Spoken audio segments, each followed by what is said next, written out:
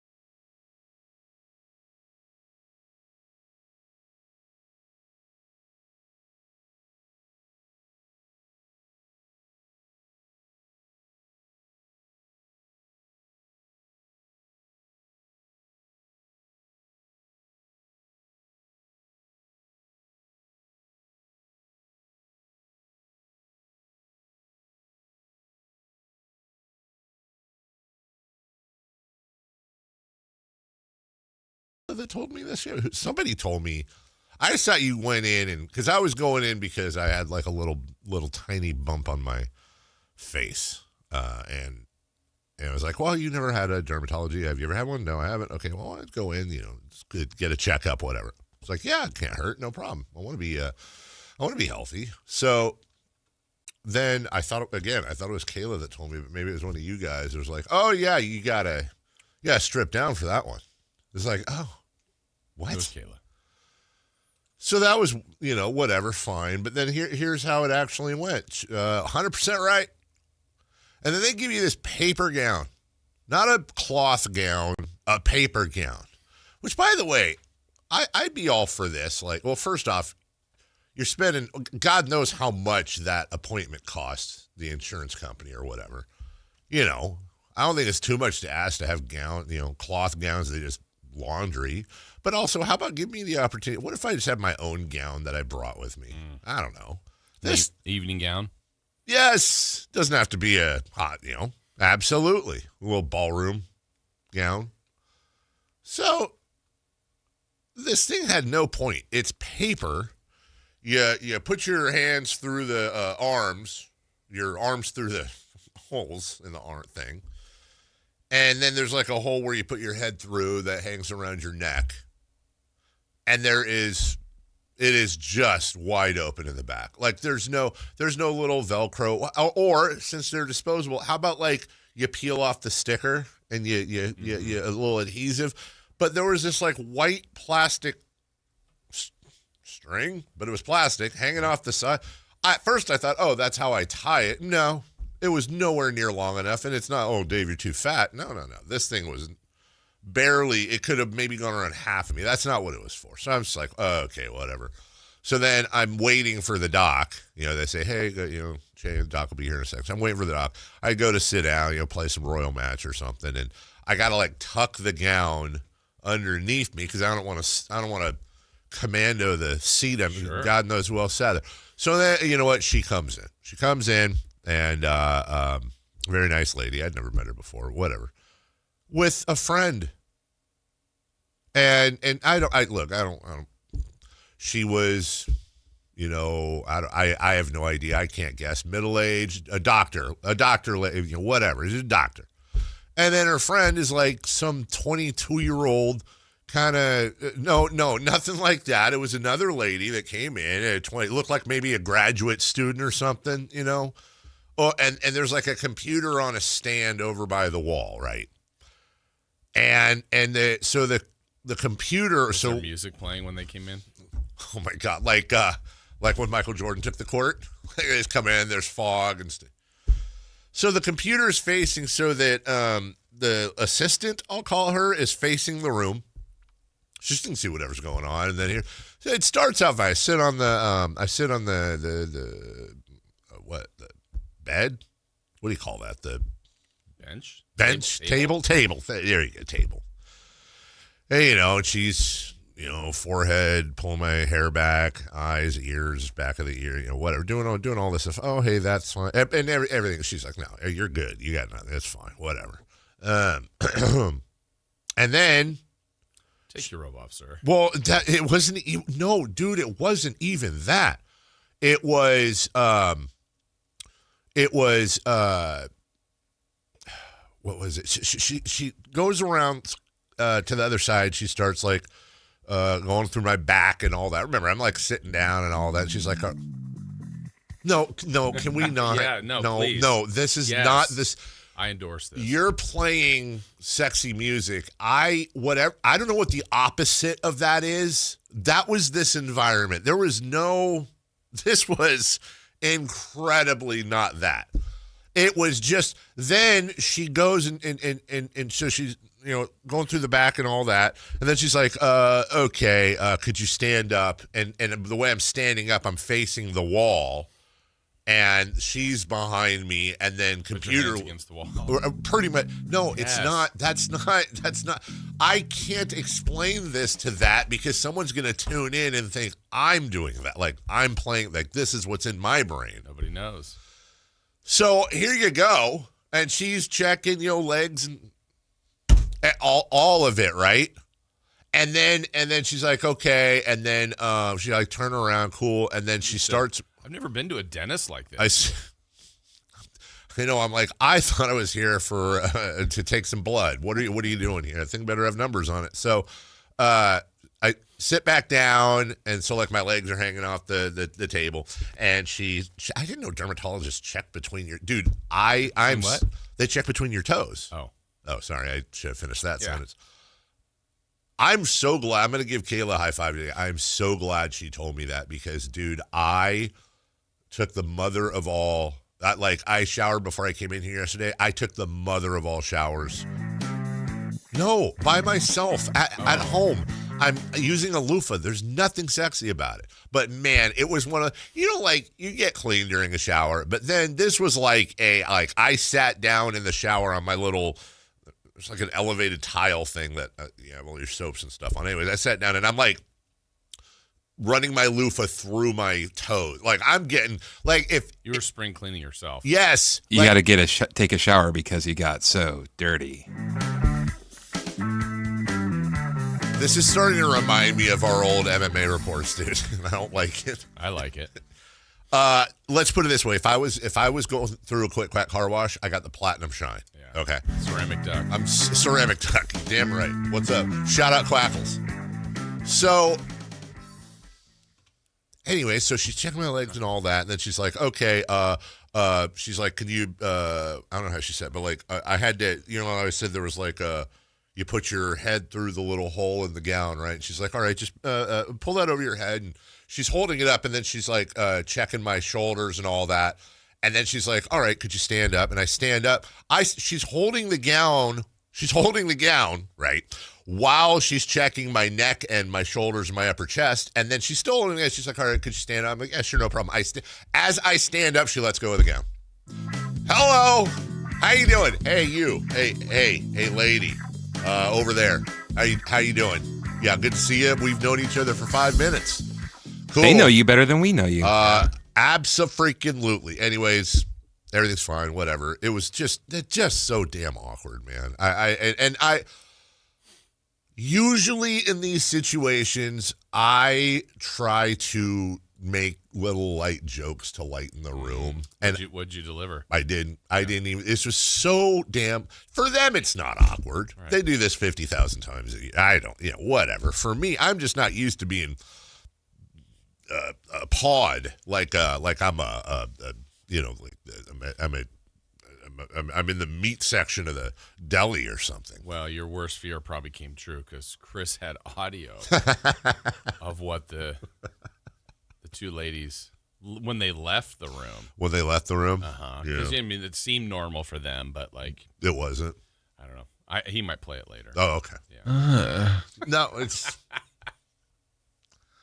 That's not what I was hoping for either. Shout out to everyone that has to regularly go, like you have some sort of affliction or whatever, maybe worse, that you have to go to the doctor all the time and get pawed and prodded. And yeah, I'm never going to be comfortable. Never, ever, dude. Never. Even my regular doctor that he had physical every year, she's like, yeah. Let me ask you this. In that situation, let's repeat that exact situation. Would you rather it be a doctor that like either you've known a long time or maybe even like somebody you went to school with that you're actual friends with that you know, or would you rather be a total stranger? Well, and I know here, I'm going to write down. I know. You gave me 3 I wouldn't options. want any of my friends to be a doctor. Yeah. I would probably take total stranger 1. Yeah. My doctor that's. And then friend 3. Friend, yeah. Yeah, I wrote down stranger. Like stranger, no doubt about it. And then they leave the room. Sorry, I'm not your doctor. Right. So, I'm walking out of and shout out to Sutter Health and everybody there. They were great. They were fantastic. So, I'm walking out of there, and then as I'm getting to my car, actually, I get FaceTime from my, I get a FaceTime from my daughter. Your clothes are back on, right? No, they kept him. Let's never ever play that music after I say I got a FaceTime from my daughter. Let's just general rule.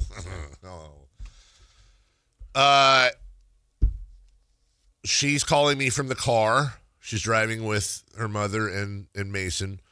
She's incredibly excited because she just got her permit. Oh. Very excited. Went to DMV, took the test, passed it, got her permit.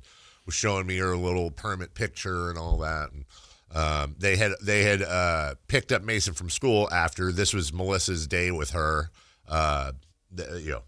We each get a day to kind of daddy daughter, mother daughter. So her mother daughter day was they went and got their hair done and fun. All that. Yeah, for 3.5 hours. Perfect.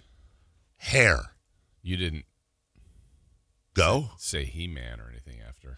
Well, it's funny you ask that. So she's showing me her hair and all that, and then Melissa's driving, and I can see Melissa in the back. I can see Melissa in the background while she's driving, and it's the He-Man cut, dude. It's the same one. It's now all I can see is the kind of side profile. I like this song. It's the He-Man cut. So I'm now panicking because, Avery and I finish up, I get in the car, and then the whole way home, I'm like, I don't know what to do. I'm so effed because I now have to go home and be around. And of course, it's always this presentation. And now that my daughter's there, it's even worse because as soon as I hit the door, Avery's going to be like, Daddy, what do you think of my hair? She'll spin around. Look at this. It's so great. Like, oh, sweetheart, that's cute. You look great. I'm super glad we spent $24,000 on you and your mother going to get your hair cut or whatever the hell it was. I think the icebreaker would have been right then and there, right when you walk in and say to your wife, hey, honey, guess what? I was naked in front of 2 women today. More on that later. As a matter of fact, thank you for reminding me of that. Let me write that note down. So, I wonder what the note is. I get in the house. I'm terrified, dude. I know what's going to happen. She's going to ask me, this is exactly what's going to happen. Hey, what do you think? It's never, what do you think? It's always, all right, what do you think? Be honest. Be honest. I'll know if you're lying. And I can't, after 18 and a half years of marriage, she'll know. She knows all my tells. So I know what's going to happen. I'm going to get in. She's going to say, how does it look? I'm going to say, I think it looks great. You look fantastic. You're lying. I'm not lying. It looks good. You think it looks like He-Man. And then we're off to the races. I get to the house, and Avery does the thing, how's my hair, all that. And then where's my wife? I don't know my wife. Well, she's coming downstairs. She's putting a load of laundry in. She's coming downstairs from our room with laundry. She has a hat on. Now I'm really flummoxed. What? You just got your hair, you just went and got all this done, coloring and hair and cut, and you're wearing a ball cap. What? I'm confused, but I'm not messing with it, dude. I'm waiting for her to come to me.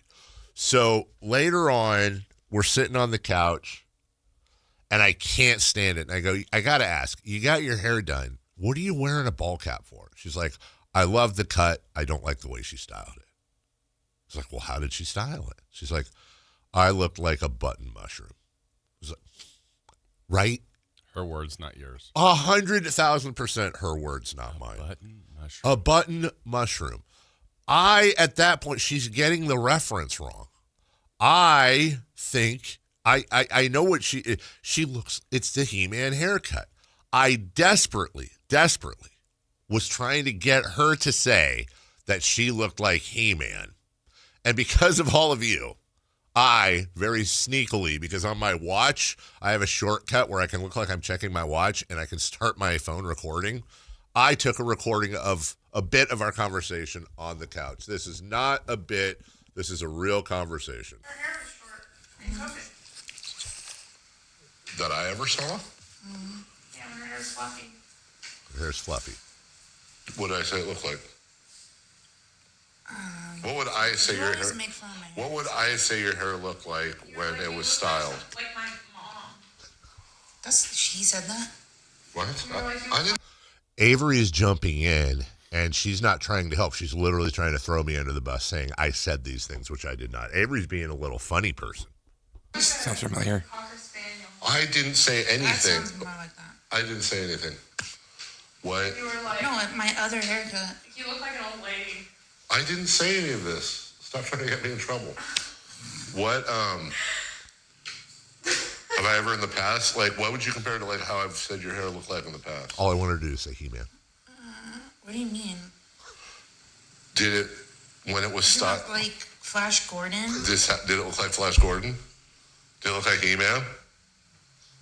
Yeah, like He-Man. It looked like she had it styled earlier like He-Man? I did not get it styled. That's how she No, styled but I'm saying after she cut it and the way she styled it, I'm just trying to get it right. After she cut it and after she styled it, you thought it looked like a mushroom and were partially concerned that I would say it looked like you had the He-Man cut again, so that's why you were wearing a hat when I got home. Yes. So that you can restyle it and make it look like the way you want, which is not like He-Man. Yes. Okay, I got it. Am I wrong? No. I wouldn't have said it looked like He-Man. Bro, yes you would have. I would not have. I learned my lesson, dude. No, you haven't. Bull Oni. I did that like 10 years ago and you started crying. But rightfully so. You don't I don't think it was rightfully so. I think it was overreaction. And I think you forgot when I... Come on, you have I'm not going to sit here and learned. get in trouble for something I did 10 years ago, but you completely... It obviously had a profound effect on me that I did not let you see my haircut today. You literally did that today because of what I said you look like He-Man 10 years ago. Okay. I just want... That's real time. She had no idea any of this is going on. And you could see I'm getting slowly trapped. I'm still paying for... Did you ever see the cut? Yeah. At that point, she actually had her hat off. And I actually thought, she had a little, like, tiny ponytail because it's not that long. I was like, it looks cute. Like, I think it's fine. But I don't understand the complexities of woman hair and the whole thing that goes into it. You asked me to come home and reference the appointment I had. Yeah. So later on that night, about 2 hours later, Melissa's on the couch doing her homework, and I walk in, and this is just the minor battles in my marriage because everything is about you're just always jockeying for position. Right? Calm down, PTA. Hello, Paul Thomas Anderson. One battle after another. Oh, gotcha. Because when he first said PTA, I thought like out of school. I went in there and I said, listen, I want you to know that I am 1,000%, not even the slightest bit bothered about this. I'm leading off with saying, I'm not upset. It's fine. But of course, my wife responds with, oh God. Set the screen. What? Like she is now she's in a defensive crouch. Mm-hmm. I said, I'm not bothered by this. The only reason I'm mentioning this is that I know the reverse is going to happen in the future, and I just want it entered for the record that these things happen and I'm being awesome about this. I would like the credit. I would like the return treat. No, I just want, when inevitably something like this happens in the future, I want on the record that this happened, so that I can be treated with the same respect I'm treating you. I was like, by the way, you knew I had a dermatologist appointment today. I could have had face cancer. You don't know. Who knows what I could have had? You've been home for 3 hours. You have not asked me one time. Once. You haven't asked me. How was it? Are you serious? What? Yes. What do you mean, am I serious? What? I think I know you pretty well. Yeah. If you were to have something wrong with you, of course I would have told her. Immediately. Of course I would. You wouldn't even asked about like her day. No, I would have waited. I would have waited because you would have been on the phone. Oh my God! They said it's completely fine, but I'm pretty sure I have face cancer. Well, they'll because I wouldn't want to do that in front of the kids, and then we would have had to have some sort of. There would have been some strategy. I don't know. I wouldn't. I'm planning my last meal. Exactly. I know. I'm walking around the house. I knew the Kings would never win while I was alive. Kids. And now I'm like, I would be, if that happened, I would. Oh my God, I would use that as such a weapon. I know I would. I'd be like, oh, you're going with your friend? Well, we got a few days left. I guess that's a good way to use one of them. AAU. You do it now, just as you aging. It's a good point. AAU or time with dad. Yeah, AAU or how about AA us together hanging out? That's a good one. Yeah. Anyways, I said that to her, and I said, look, it's fine, but sometime in the future, I'm going to forget to ask you about something that's important to you and by proxy important to me. I would just like the same response. You know what she did? Dude, this is where my wife is a straight up ninja, dude. Ninja. She goes, no. I'm well, what are you talking? She goes, no. I was wrong here. I should have asked you. I'm sorry. I apologize. Like, I'm really sorry. I should have asked you about your appointment. And I'm like, what is going on? I don't want your, no, I don't want your, I'm not upset about this. I do not apologize. It was so brilliant because she apologized, which completely deflated me, number one. Number two, it took away my ability to have a get out of jail free card in the future for doing the same thing. And now number three, she gets credit in the future in some fight to be named later. She gets credit when I'm like, and you never are accountable and you never, oh, really? I apologize right away about your She's so good at this. She's playing chess. Oh, she is playing chess with like that IBM Watson guy and while she's juggling and doing a Rubik's Cube and solving world hunger, and I am I'm playing Hungry Hippo, dude. I'm playing sorry. Anyway, so yeah, I lost that round, and then today in final news, the dishwasher we got 3 years ago. By the way, a Samsung dishwasher, and shout out to the guy on the text line 3 years ago. That's a dishwasher repairman, and I was talking about how I got my new dishwasher. Maybe it was 4 or 5 years ago. I don't know. And I'd mentioned like, oh, and it's the Samsung thing, and it connects to my phone, and how cool it was. And he sends me this. He's like, I'm a dishwasher repairman. I'm telling you right now, return it. These things are terrible. It keeps me in business. Like, do not run as far as you can. Well, when you open up the door to the dishwasher, it's top controls. There's a little touch button that you put your thumb on to turn it on. Yeah, it doesn't work. It just stopped working.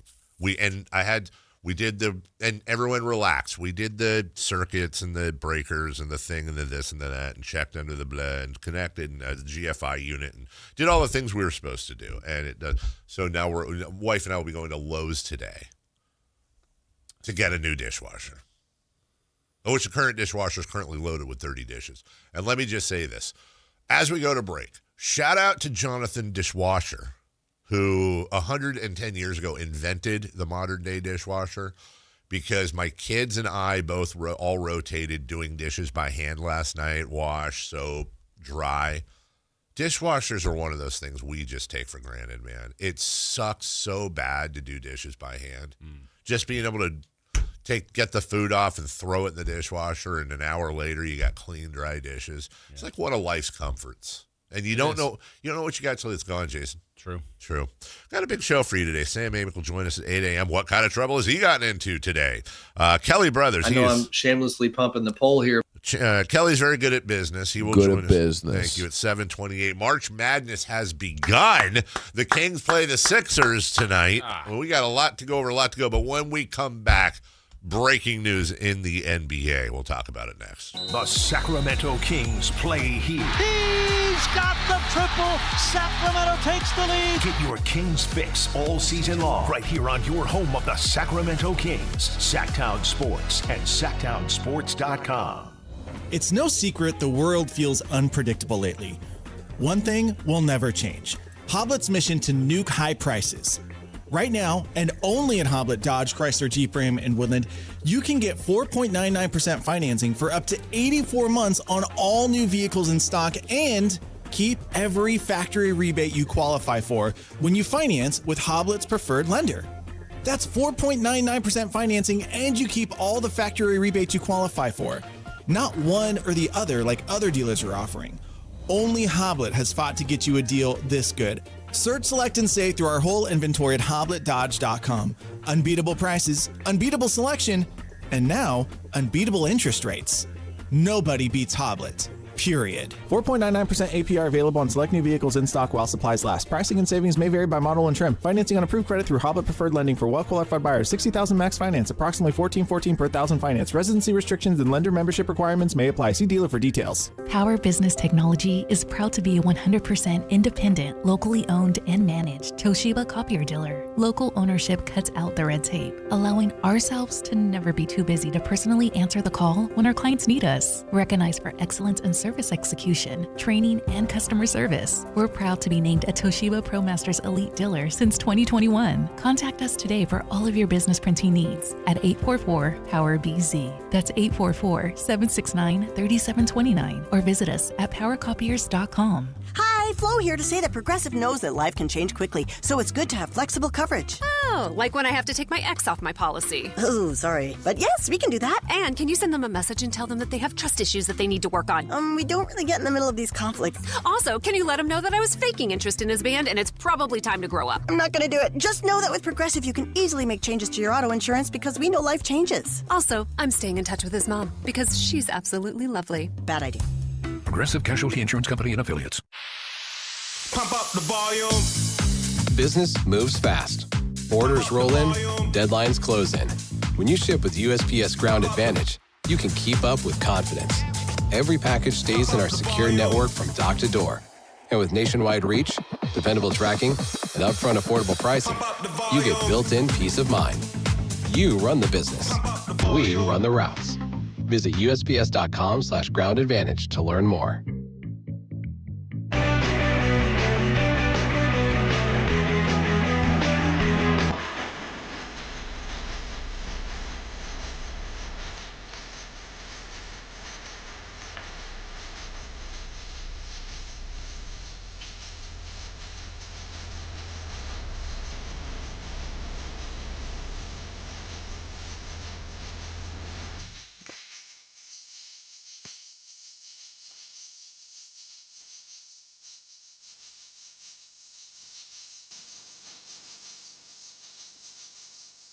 The Carmichael Dave Show with Jason Ross. Call or text at 916-339-1140. On Sactown Sports.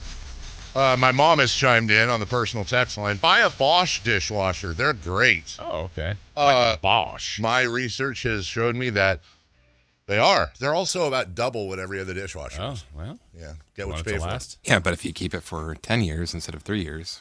Great point. Today on Dave versus the Real World, Dave learns that dermatologists can't check you out if you have your shirt on. No, all of my clothes, dude. Women are insecure about their looks. I think that's stereotypical. And double standards make marriages work. Yeah, well, why can't they be double standard for me? Right? Cade Cunningham has a collapsed lung, according to Shams Charania. Scary. I don't even know how you prognosis that from an NBA point of view. Like that's not like, a knee contusion. Right. That is a collapsed flipping lung. And first off, can I just say that collapsed lung, That is incredibly. Every time I ever hear somebody has a collapsed lung, that scares the hell out of me. A collapsed lung? What if it was called deflated lung? I feel like that would soften it a bit. It just need to blow it up a little bit. You're right. Add some air. Your lung collapsed. And why and how? And why and how? It just happened? Were you hit there? Were you how does one's lung does it spontaneously collapse? And they're having that dream season, and he's going to miss time, and care more about him and what's going on here. And how the hell do you come back from that? Right. Oh, I got a collapse on. I mean, first and foremost, screw basketball. You just hope he's fine. Here's Shams Charania talking about this just a couple minutes ago on the old ESPN. I have some breaking news coming out this morning out of the NBA. Who better to break this down with us than Shams Charania, who is here. Shams, what do you have for us and some major news coming out of the league? Sources tell me that Detroit Pistons superstar Cade Cunningham has been diagnosed with a mild collapsed lung, and he's expected to miss an extended period of time. The Pistons are not quite sure exactly how long it could be. Could it be a period of weeks? Obviously, the playoffs are about a month away. There is some optimism that he's going to be back for the playoffs, but this is a situation now, an injury that he's going to be fighting, rehabbing. The Pistons, their doctors, their medical staff, they're all going to work together to get more information in the next few days as far as treatment and potential recovery here. How do you even rehab? Like, I understand how you rehab a foot, an arm, a leg. And I know that, like, here's the extent of what I know about, like, rehabbing lungs and stuff like that. There's that little, my mom has them in her room all the time when she's in the hospital. There's that little thing you blow into that has a little yellow ball that balances, which actually is kind of a fun game to play, to be honest with you. I imagine that's a part of it. Can I play again? Right, exactly. Oh, yeah. My sister and I would have contests on that thing. How do you rehab a collapsed lung? Rest and observation, the internet says. Oxygen therapy through a mask to help the lung re-expand. For larger pneumothorax, which up until 2 seconds ago I thought was a dinosaur. A needle. I like dinosaurs. I thought the thorax was a dinosaur. You're such an idiot. For larger pneumothorax, a needle may be inserted to remove excess air from the chest cavity. A chest tube may be placed to continuously drain air from the chest cavity until the lung re-expands and heals. In severe cases, surgery may be required to repair the air leak or remove diseased lung tissue. You know what would be cool if they had this? I'm not even joking. It's going to sound, okay, warning. It's going to sound like I'm making a joke. I'm actually not. You know, you ever, I'm not making a joke here. Hey, he's not joking. No, I'm honestly serious. You understand the concept? Have you ever used a can of Fix-A-Flat? I understand the concept. So, like, okay, I imagine, like, if you had a bottle of, like one of them bottles of whipping cream, one of those, but they have you in your mouth, and it, like, no, not joking. And, like, it fixes the lung from within, pumps it back up. I guess you'd have to worry about your other lung logo. You can't focus on one lung through your throat. That's a good point. Okay. I just had a total internal dialogue in my head. But, yes, it would be cool if you could just, like, in your mouth, and then it pumps the lung up, and then it seals it from the inside. That seems fairly unobtrusive. A needle? So when I hear stuff like this, like you heard, I get it. It's how you're supposed to be in the media. My mother was calling me. I think she's very into the dishwasher. The dishwasher.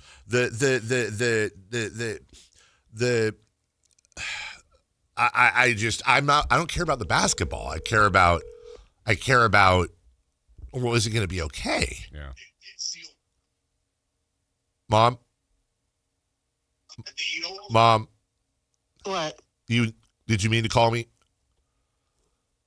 You're on the text you, but I meant to text. Okay, you're on the air. I thought maybe something was wrong. My phone rang and it was you, so I'm making sure everything's okay.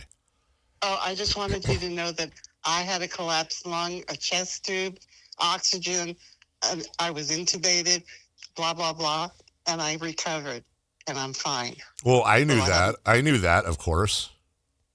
Oh, okay. No, I honestly, I forgot about it. That's right, you did. Well, not a huge fan of Kate Cunningham. Why would Kate Cunningham have a collapsed lung? Your thoughts, Mom?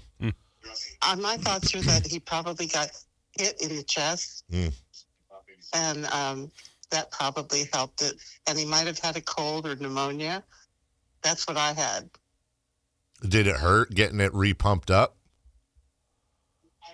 I was out of it, so I don't know.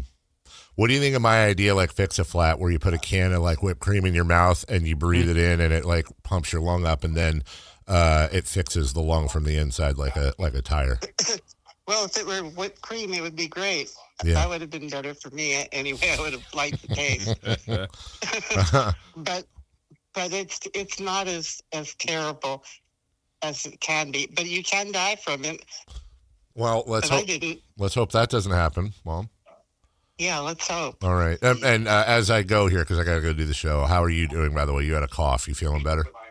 Yeah, my pneumonia is getting better. I'm done with my antibiotics and the drugs that I was taking, the anti-inflammatories and what have you, made my blood sugars go crazy. But I'm doing well. I'm really doing well. You're off the steroids?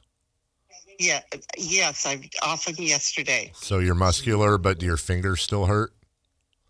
Yeah, they're kind of, because I'm still getting the breathing treatments. Okay. And that's steroid as well. All right. Dad's okay? Yeah, he's much better. Okay. All right. I'm going to go do the show. I love you. Thank you for the info. Love you too, sweetie. All right, Mommy. Good luck with the dishwasher. Thank you. Love you. Love you. Okay, bye. She was an RN, so you know. Yeah, of course. Speak on that. So that's our sports medical consultant. Yeah, Barb. So yeah, I obviously a devastating blow to the Pistons. Sure. And what they're dealing with. But I think, you know, if you're just joining us, Kate Cunningham out indefinitely with a collapsed lung. You obviously were, and I just, how do you know when you're ready? I'm assuming there's like all these different benchmarks you have to pass before you get on an NBA floor, but golly, that's got to be in your head. I don't know. The only thing, one time I went to the doctor because I got hit in the ribs, so it was like, did I break them? Did I break a rib? Did I crack a rib? And the way the doctor said, he goes, honestly, it doesn't matter. And I'm like, what do you mean? If you cracked it or broke it or like, there's no treatment. It's rest. Like it's. So that was the rib. That wasn't the lung. And then, but that was one of the most painful things. Like if you coughed or sneezed or laughed, like it just try to breathe deeply. Everything hurt. But now I'm thinking about the lung part of it. Well, aren't there situations where like you can crack a rib and the rib can puncture the lung? Yeah. That is one of the more scary injuries. I've thought about that before because imagine having it. Well, you don't have to, but imagine having a cracked rib, and then also I imagine you can't. You either can't or it hurts terribly to take a deep breath to expand your chest. But then my worry is always like, what if you get anxiety from not breathing like you normally do, and then you start breathing more because of the anxiety, but every time you breathe, it hurts the rib, like that catch-22 loop you're in. Ugh. Get out of the loop. We'll have more on Kings Sixers later. By the way, wanted to get to that situation with Cade Cunningham. I want to have a conversation at some point, Jason. By the way, no Maxey, Embiid's doubtful, shockingly.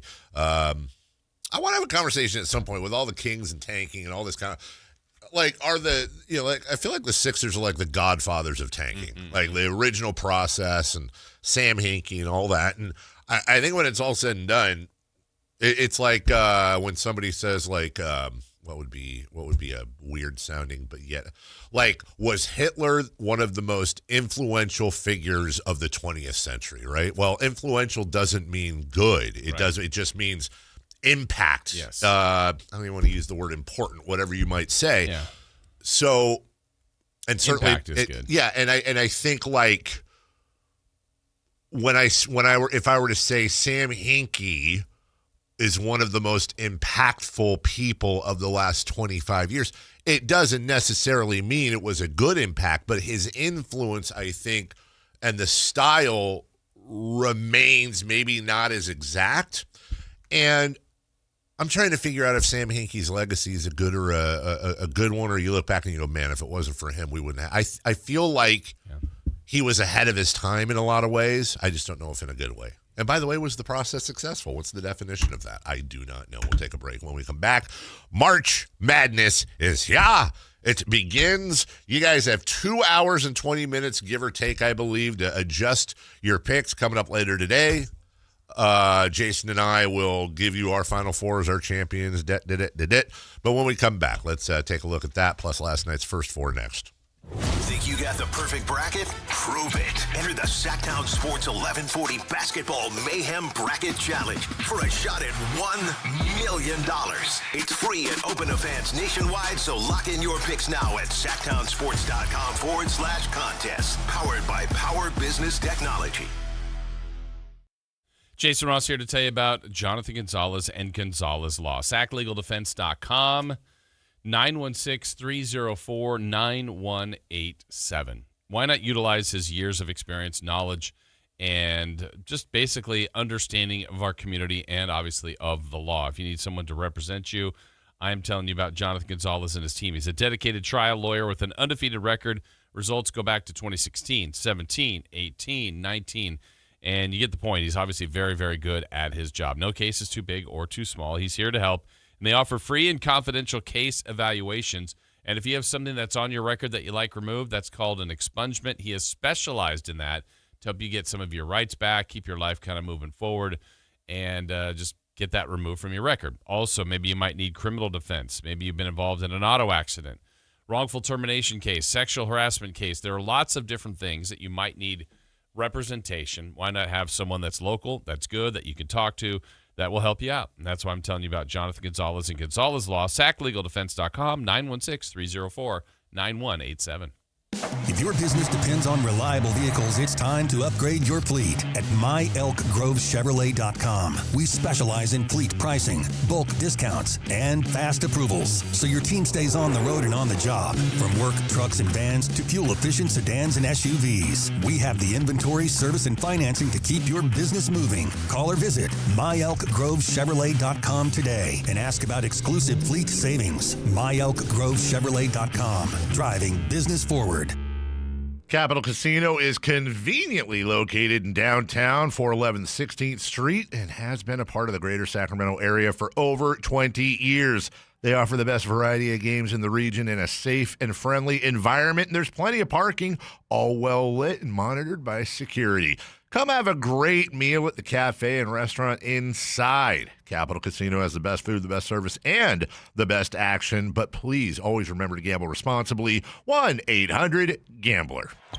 It's time for the madness, and your HVAC system is in a full court press. Cold mornings, warm afternoons. Your heater and AC are battling, and your system is working overtime. Don't let your comfort get knocked out. Score Brower Mechanical's Madness BOGO Special. Buy a heating maintenance and get a free AC maintenance for just $89. Call 916-352-3113. Brower Mechanical. Residential and commercial HVAC sales and service. License number 1081055. Guys, did you know your testosterone level impacts your energy, libido, sleep, weight, hair loss, mood, and even ED? And right now, Revive Men's Health Sacramento will check your testosterone for free. They've helped thousands of men since 2011 feel and perform better. They're so confident they can help you, they even guarantee it. Schedule your free testosterone test, exam, and consultation today. Call 916-277-8599. That's 916-277-8599. Or visit ReviveMen'sHealth.com.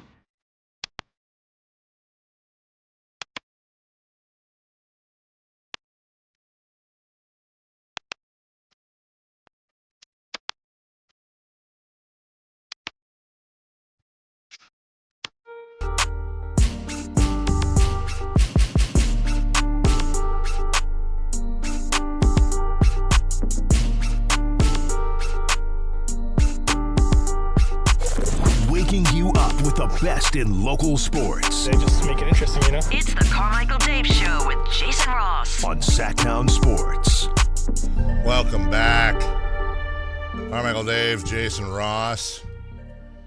You know what today is, Jason, right? I do. Oh, it's one of the best days. Ba-da-da-da-da-da-da. Did I just ruin it? Did you ruin what? No. Are you kidding me? You were singing what? Is that the old CBS theme, I believe? Here we go. Here we go. Here we go. Tonight. Yes. March Madness is here. College basketball, it's so fun. Get your brackets in soon and do the thing. Will this be your year? No. Friendly reminder. I know those of you out there probably don't want to admit it, and I understand. As you and I have talked about, there are going to be a ton of ChatGPT brackets. Now, some people might make themselves feel better by saying, I'm going to do one that I pick, and I'm going to do one. And I've actually thought about doing this year. And I would have said, I actually thought it would be kind of a fun radio bit where I would say, all right, I'm going to do one bracket. Usually I do 2 brackets a year. I'm going to do one on my own. I'm going to do one that's ChatGPT just to see which one does better. And then if ChatGPT wins, any winnings from ChatGPT, of course, fake money, we don't really gamble, I would donate to charity. I would be very open about it. Like I would not feel good if I won a bracket via ChatGPT. That is understandable. It's not even necessarily cheating, although I know that's the argument. It's more of like you didn't do anything. Like you did not. I just wouldn't feel good about it. I would feel zero sense of accomplishment. And if somebody says, "Yeah, well, the money still spends," well, you're right. Your blood money, your silicon money would still spend. But what I would also like to say to the ChatGPTers out there that have already ChatGPT'd their brackets, here's an actual real negative to that. Other people have done the same thing. Yeah, you're not alone. You're not alone. So if you're out there feeling all kinds of something out of ChatGPT in your bracket, just know that if you're in a bracket larger than like 10 people, odds are plenty of other people have done it. So even if you win, shockingly, you'll be split. As a matter of fact, I think that'd be interesting. I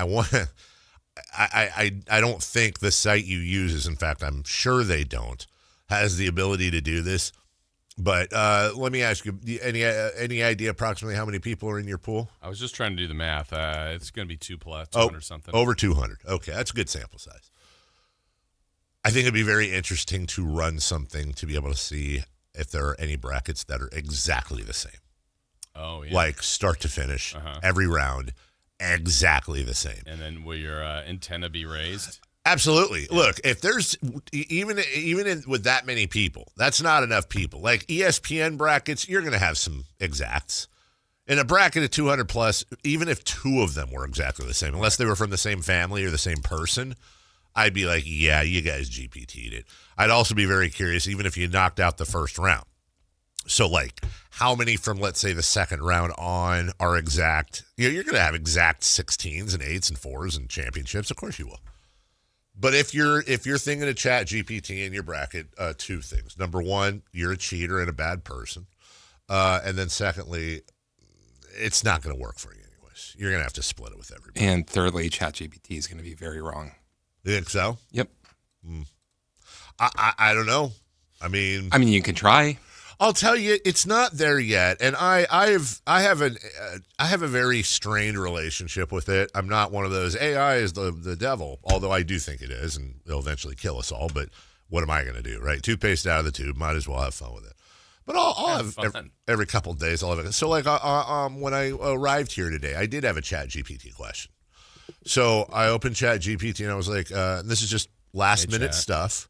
One of my last minute checks is ChatGPT, of all the first round games that take place today and tomorrow, can you tell me any significant betting line shifts that have happened over the last 48 to 72 hours? Just maybe somebody got it.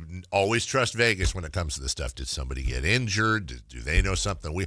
If there's a game out there and it's like, well, UConn was favored by 17.5 and that's down to 9.5. I may not pick the other team, but that we talked about it yesterday. Like, I don't know anything. I'm not an expert, but I have a certain set of checklists that I try to go off to narrow it down. One of them is betting line changes. Now, what I used to do is I would always screenshot a week prior what the betting lines were, and then I would look and just do it on my own. But ChatGPT, and the response I got, by the way, my point is she's like, oh, great question. So there are 4 number 1 seeds in this tournament that are all favored by debt, followed by the 2. I was like, no, are there any betting line changes? She's like, well, I can't find that, and I'm not. And I'm like, go on ESPN.com now, and then cross-reference. Like, I'm telling her what to do, and then cross-reference it from Selection Sunday, and it's all boodly-boop thinking, boodly-boop thinking. She's like, the largest line change has been 1.5, and it was one of the double-digit favorites. And all. She finally got it, but my point is, to Chris's point, AI still has it. There's still some. Yeah, I tried it for my bracket, and they picked the Packers. I mean, honestly, I haven't done this, but just live and really for the record, before I even asked, do you think ChatGPT would have all 4 1 seeds in the Final Four? Because I tend to. Hey, ChatGPT, give me your Final Four for the men's March Madness NCAA basketball bracket this year. Give me your Final Four, your championship matchup, and then your eventual winner. Please make it short and sweet. Don't go into a long explanation. All right, short and sweet. My Final Four, UConn, Purdue, Tennessee, and Arizona. In the championship, I've got UConn facing Purdue. And the winner, UConn goes back-to-back and takes it all. Unexpected. I did not have that one coming. What was the Final Four? UConn. Purdue was writing it down. No, thank you. It'd be nice to remember this. UConn, Purdue, Tennessee, and Arizona. And in the championship, UConn is facing Purdue. 1 seed. UConn goes back-to-back. Okay. This is where it could get really interesting. Hold on here. Hey, Grok, tell me who your NCAA men's basketball 2026 Final Four matchup is, who your championship matchup is, and who your eventual champion is. Just get straight to the point. Checking the latest bracket buzz right now. No, I want your prediction. Just give me your prediction. Grabbing the latest bracket buzz. Oh, crock. Wow. Final Four. Duke, Arizona, Houston, Michigan. Championship matchup, Duke versus Arizona. My champion, Arizona. They've got size, defense, and no real holes right now. Yeah. All right. Now, just for funsies, hold on. Hey, do me a favor. Disregard any of our previous conversations on anything. I would like to know, for the NCAA Men's Basketball Championship this year, it's starting today, who's your Final Four, who's your champion, and who's your championship matchup? Just get straight to the point, please. All right, straight to it. My Final Four picks, UConn, Houston, Tennessee, and Arizona. I think the championship matchup will be UConn versus Houston, and I'll say UConn takes it all. That's ChatGPT again. There's no Purdue in there. So I just asked ChatGPT the same exact question twice and got 2 completely different answers. Oh, by the way. Well, they had the same champion. What? They had the same champion. Yeah, but a different Final Four. Yeah. Oh. Lastly, in this. They said, I did 2 brackets, okay? I know,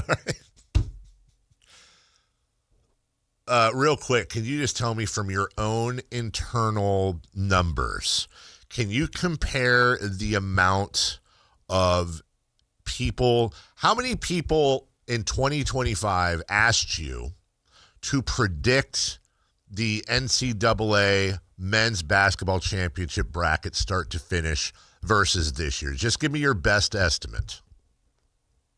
I don't have precise internal stats on how many people asked me for bracket predictions year over year. My conversations are all anonymous, and I don't tally requests that way. Sure they but are. Purely anecdotally, every year March Madness rolls around, I get a surge of bracket chatter. So this year feels pretty similar to last year. If I had to guess, it's always... Garbage. Many more are asking this year. I think ChatGPT is a liar. But there you go. Lying about the same or everything being confidential? Yes. Oh, I don't buy the confidential for a second. We'll take a break. When we come back. 3 for Madness. The A's, Summer League, and Northern California Major League teams. What do they all have in common? Well, they're in 3 for Madness. It starts next. Stay up to date on Sacramento sports. Join the Sactown Sports 1140 newsletter. Visit SactownSports.com. This is the story of the one. As a safety manager at a manufacturing plant, he does everything he can to keep his coworkers safe. From finding ways to reduce risks to keeping safety supplies in stock. And for that, he relies on Grainger. Grainger offers a broad range of quality products and next-day delivery, so he can always play it safe. Call 1-800-GRAINGER, click Grainger.com, or just stop by. Grainger, for the ones who get it done. Think about this. In 2006, $20,000 equaled roughly 33 ounces of gold at the spot price. At today's prices, those 33 ounces would be worth over $150,000. Smart Americans diversify a portion of their savings into precious metals. That's why I buy gold from Birch Gold Group. It's a crucial part of my balanced strategy. Gives me peace of mind given all the events that could impact the U.S. economy. See if holding gold in a tax-sheltered retirement account is right for you too. Birch Gold can help you convert an existing IRA or 401k into an IRA in gold. Just text my name, Dan, to the number 989898 to receive your free info kit on gold. There's no obligation, just useful information. With an A-plus rating with the Better Business Bureau and tens of thousands of happy customers, let Birch Gold help you diversify with gold. Now that's peace of mind. Text Dan to 989898. Again, text my name, Dan, to the number 989898 today. Message and data rates apply. Your business moves fast. Your bank should keep up. At Valley Strong Credit Union, business banking is built for momentum with tools that help you manage cash flow, streamline payments, and fuel growth. Right now, there's never been a better time to switch. Open a new Valley Strong business account and get 3 months of business banking products and services free, up to $750 in value to power your next big move. Because when your business runs stronger, the whole Valley does too. Valley Strong Credit Union. Grow your business, grow your future at valleystrong.com/business. Progressive knows you think the grass is always greener, like maybe you ride a motorcycle. But today, it's raining. So you wish you had an RV, but if you did, you'd have to listen to some guy parked next to you at a campsite plays acoustic guitar. Now, before you start wishing you had a boat, remember, your brother-in-law would invite himself every weekend. Permission to come aboard, Captain? But one thing that is greener is the money you could save when you bundle your RV, boat, or motorcycle with your home or auto with Progressive. Progressive Casualty Insurance Company affiliates and third-party insurers. Not available in all states or situations. Jackson Hewitt has a great tax prep deal, $149 or less. Missing out is like ignoring the check engine light in your car. You'll regret it. Seriously, the price is only $149 or less, no matter how complicated, so don't wait. Like when you get a password expires today alert, or you're shopping online and there's only one item left. It's like your taxes are in the cart, just complete the purchase. Hurry! This deal for $149 or less is like your phone at 1%. It's about to power down. Limited time offer for new clients on federal returns. Participating locations only. Terms at jacksonhewitt.com/149. Russell Peters, Relax World Tour. I go, my parents are from India. She goes, oh, India. See, I knew India. Indian people, you have a big eyes and long eyelash like a cow. Wow, wow, wow, wow. Saturday, April 18th, 8 p.m., the venue at Thunder Valley. Wow, wow, wow, wow. I didn't know what to do. I just tipped her and went, thank you, bye-bye, and I left. For tickets, visit ThunderValleyResort.com. Russell Peters, Relax World Tour. Hey everyone, Johnny Mosley here, kicking off your Thursday with the Toyota Tahoe Report. The Toyota's warmed up and pointed toward the mountains. So let's take a look at how conditions are shaping up today. Thanks, Johnny. Thursday brings brilliant sunshine to the Sierra with temperatures climbing into the low 70s. Yeah, you heard that right. Light winds out of the northwest make for ideal spring skiing conditions. Enjoy the mountain. This report is brought to you by your local Toyota dealers. Toyota, let's go places. LifeLock, how can I help? The IRS said I filed my return, but I haven't. 1 in 4 tax-paying Americans has paid the price of identity fraud. What do I do? My refund, though. I'm freaking out. Don't worry, I can fix this. LifeLock fixes identity theft guaranteed and gets your money back with up to $3 million in coverage. I'm so relieved. No problem. I'll be with you every step of the way. 1 in 4 was a fraud-paying American. Not anymore. Save up to 40% your first year with promo code NEWS at LifeLock.com. Terms apply. LinkedIn is pretty amazing at helping you grow your small business. We cannot stop your new clients from emailing you at 3 a.m. We can help you sell, market, and hire in one place. We cannot help you be in 3 places at once. And while we can't help you organize your calendar, LinkedIn can help you land more clients so you have a calendar to organize. Grow your small business on LinkedIn. Learn more at linkedin.com/smallbusiness. KHD1 Sacramento, KYMX HD3 Sacramento. From the Power Business Technology Toshiba Studios. This is Sactown Sports 1140. 3 questions, 3 answers. It's 3 for Madness on the Carmichael Dave Show with Jason Ross. Here's question 1.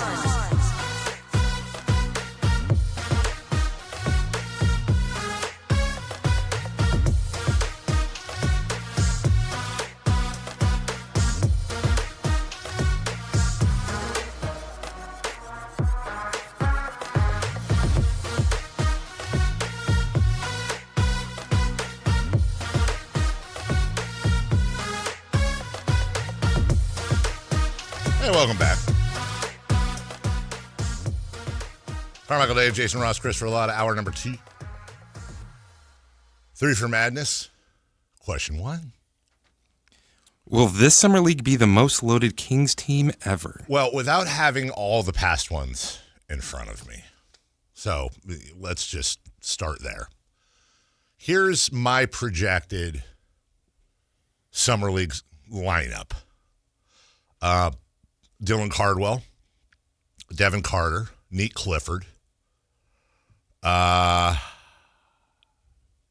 Plowden, maybe. Maxime Reynaud. You probably have an Isaiah Stevens in there. Lottery pick. Whoever. 2 second-round picks. Including the first pick in the second round. So that right there is, 7 or 8, of which I think 4 or 5 have good NBA experience. Yeah. One of them, in Maxime Reynaud, very well may finish all rookie. And then on top of that, you've got Devin Carter, who's usually rookies will play. Oh, they always play the first year unless there's an injury. They generally almost always play second year.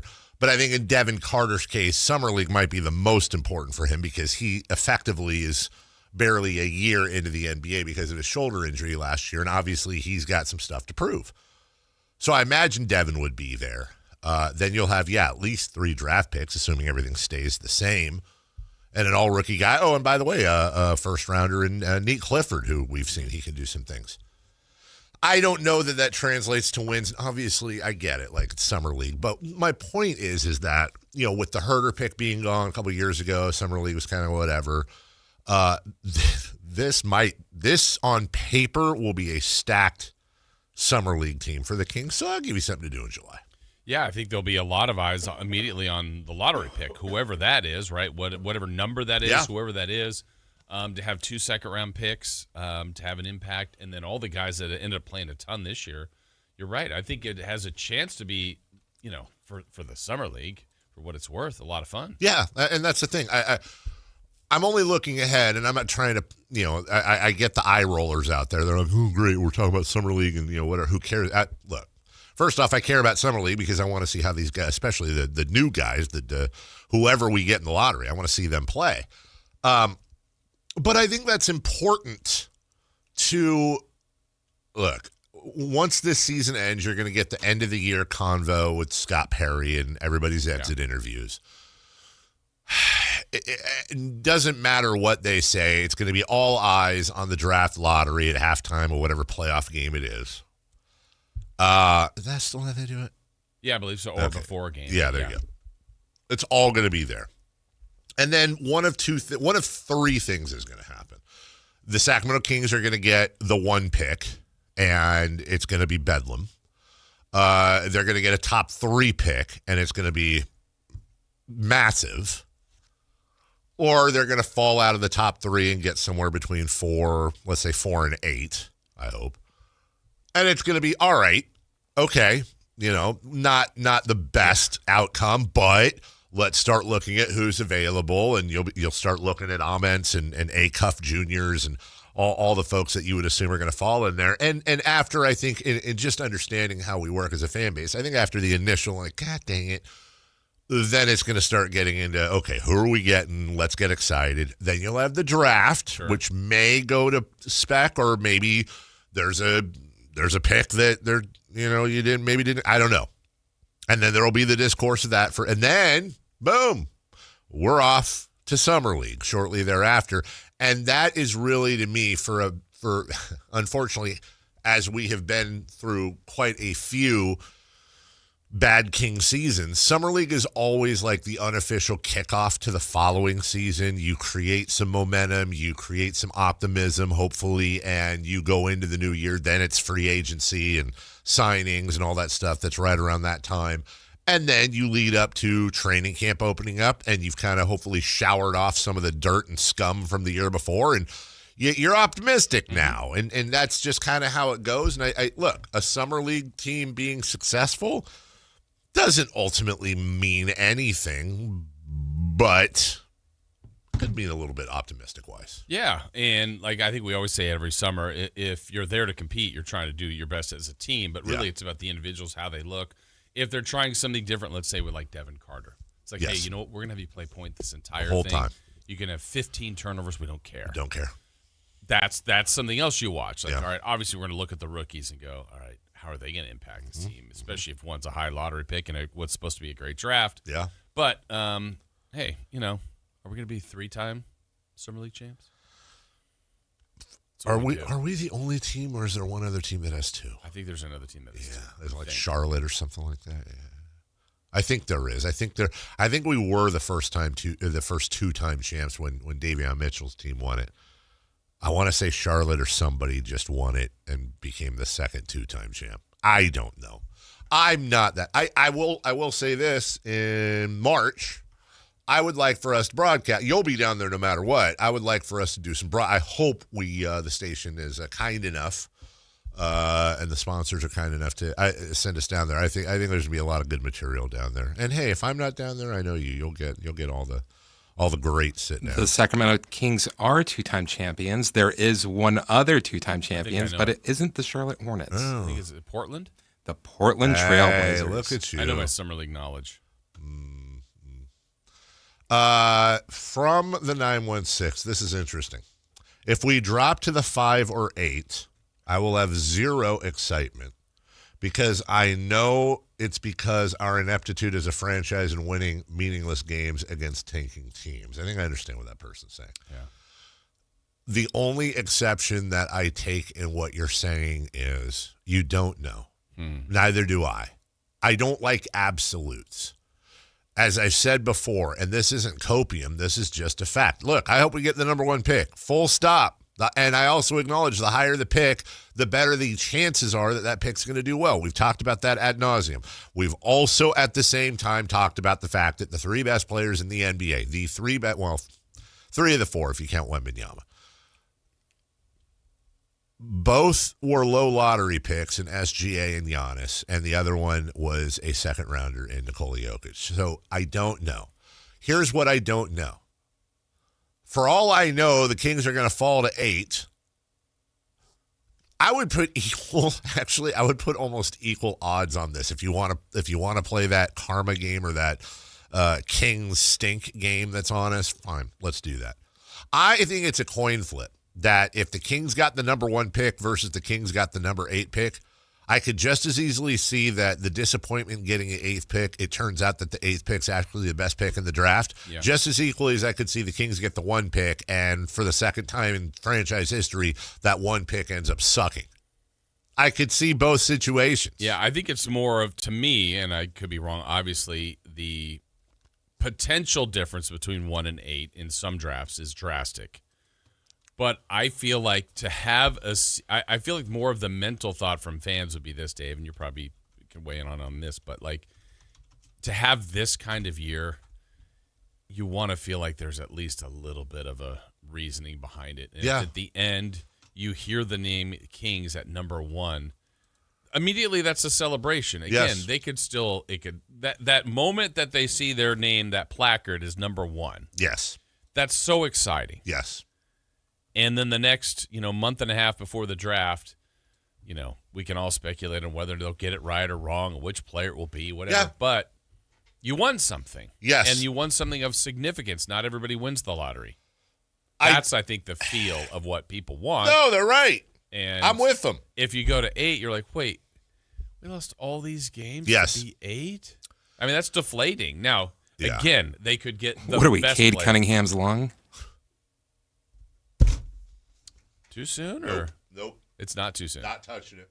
Oh. Not standing in front of him. Not.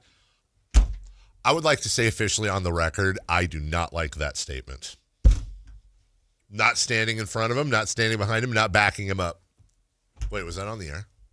Yes. Jesus, Chris. You need to go run laps, dude, or something.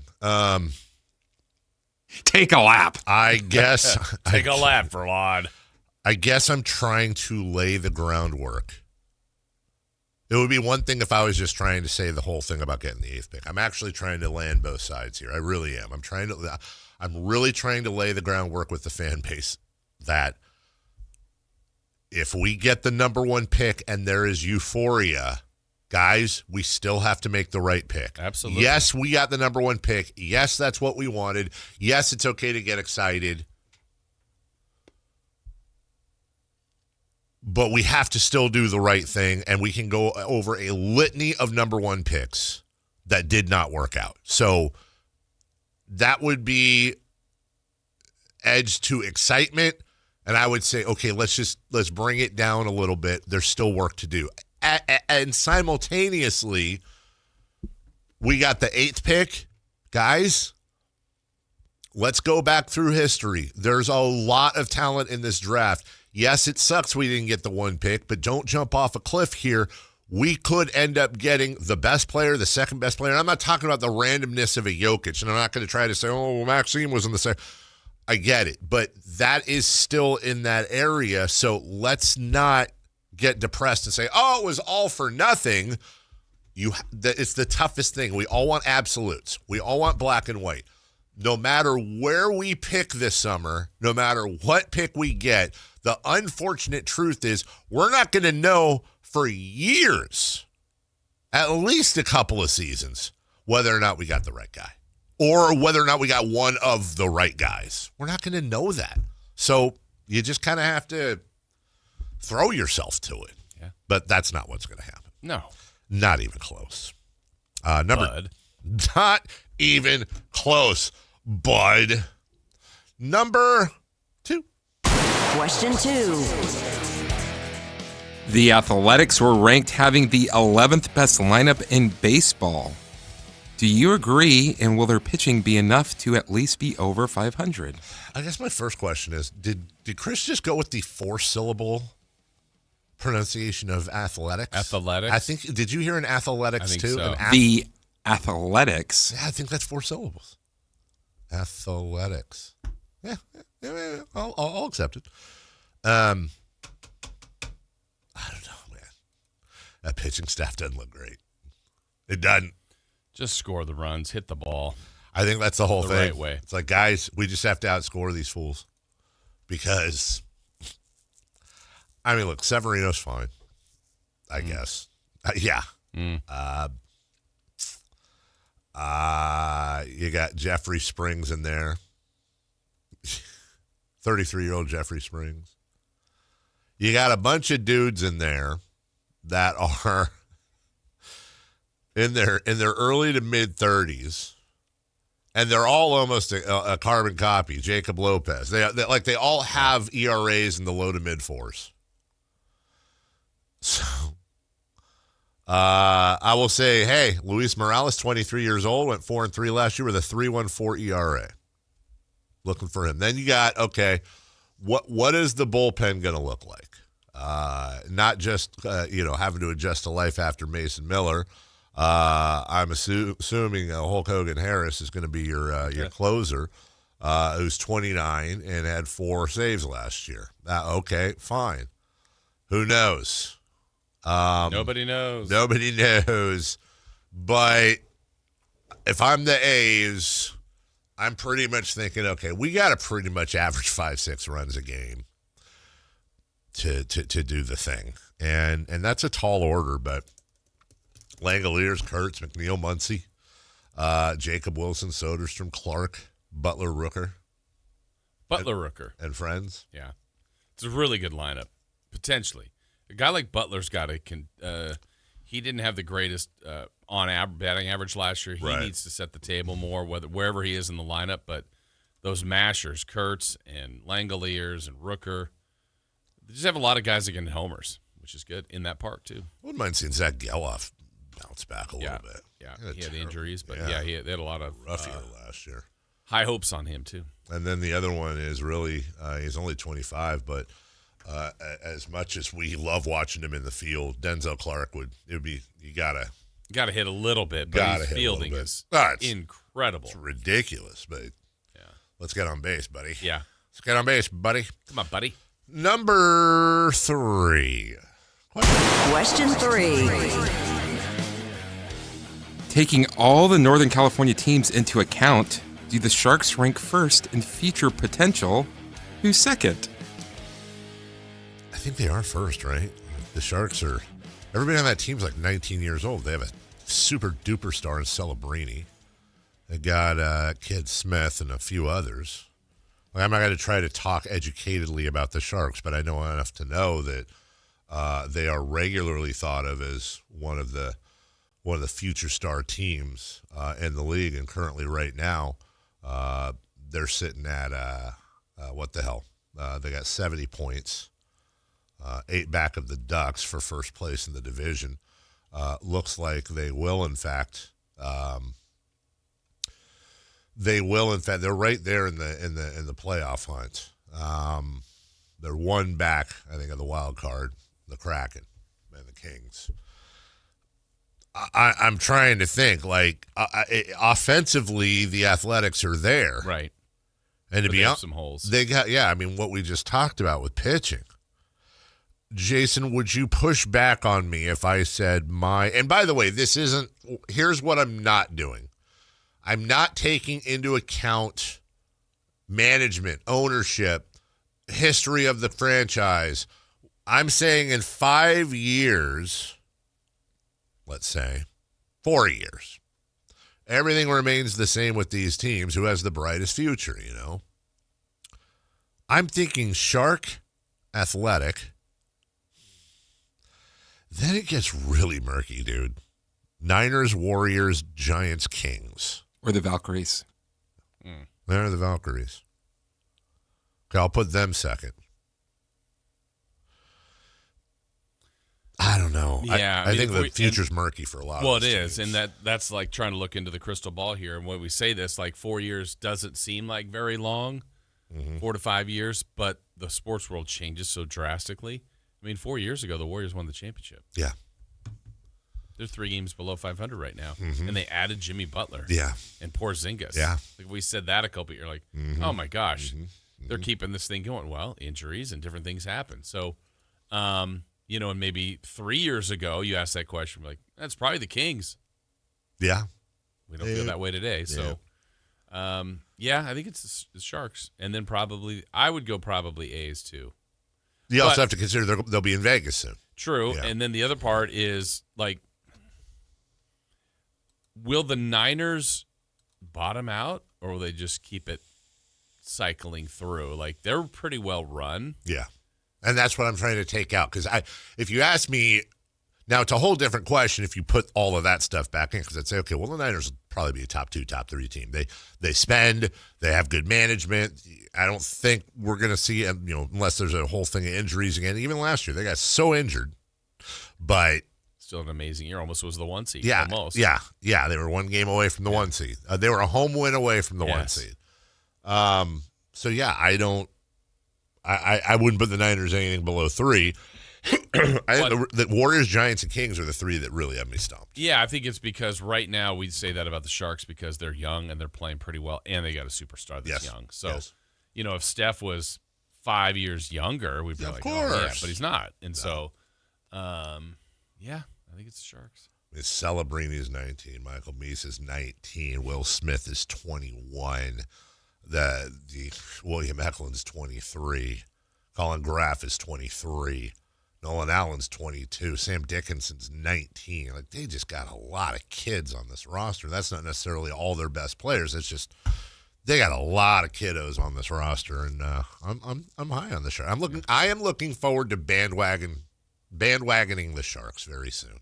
I will 100% bandwagon them. I'm not ashamed. Sharks. 'Tis what it is. Jason, we have a couple minutes left. Today, on this segment of Let's Feel Old. We don't have a sponsor yet.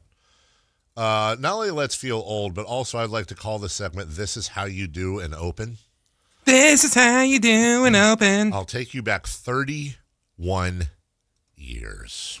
31 years. And when I say I'll take you back 31 years, I'll take you back 31 years. No, I'm unmuted here. What the heck is going on there, Christopher? No, that's up and that's up. Let's see. The following is a presentation of NBC Sports. Trying to figure out what it is. 31 years ago? Today? Got about 2 seconds to figure it out. NBA logo. The word retire means you can do anything you want from this day on. So if I desire to come back and play again, maybe that's what I want to do. Maybe that's the challenge that I may need someday down the road. And that day has arrived. Michael Jordan warming up at Market Square Arena more than 3 hours before today's scheduled tip-off. 21 months have passed since Michael Jordan last played competitive basketball. For 21 months, the NBA was without its supreme artist. There may be many interesting peripheral aspects to both his departure and return, but at the heart of it is simply this: the best in the world is back. And in a sports world darkened by constant talk of money, strikes, and lockouts, here's a shining reminder of why we're drawn to sports in the first place. The drama, the anticipation, the sheer beauty of the moment.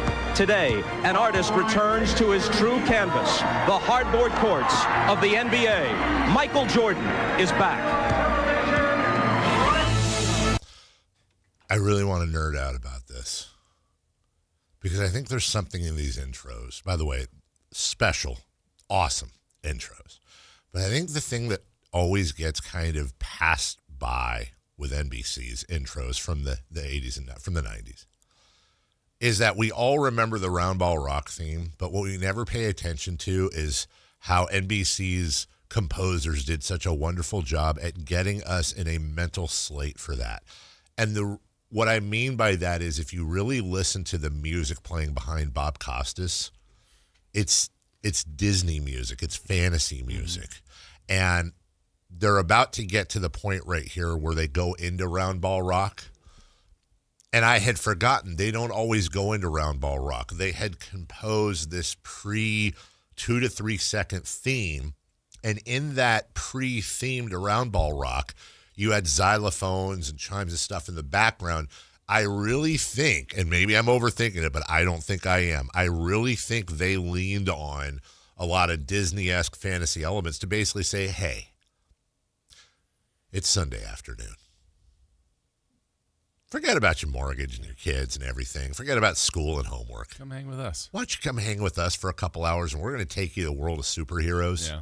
Real-life human superheroes, and we're going to have a little bit of fun. Listen to the music as he makes his transition. The hardboard courts of the NBA. Michael Jordan is back.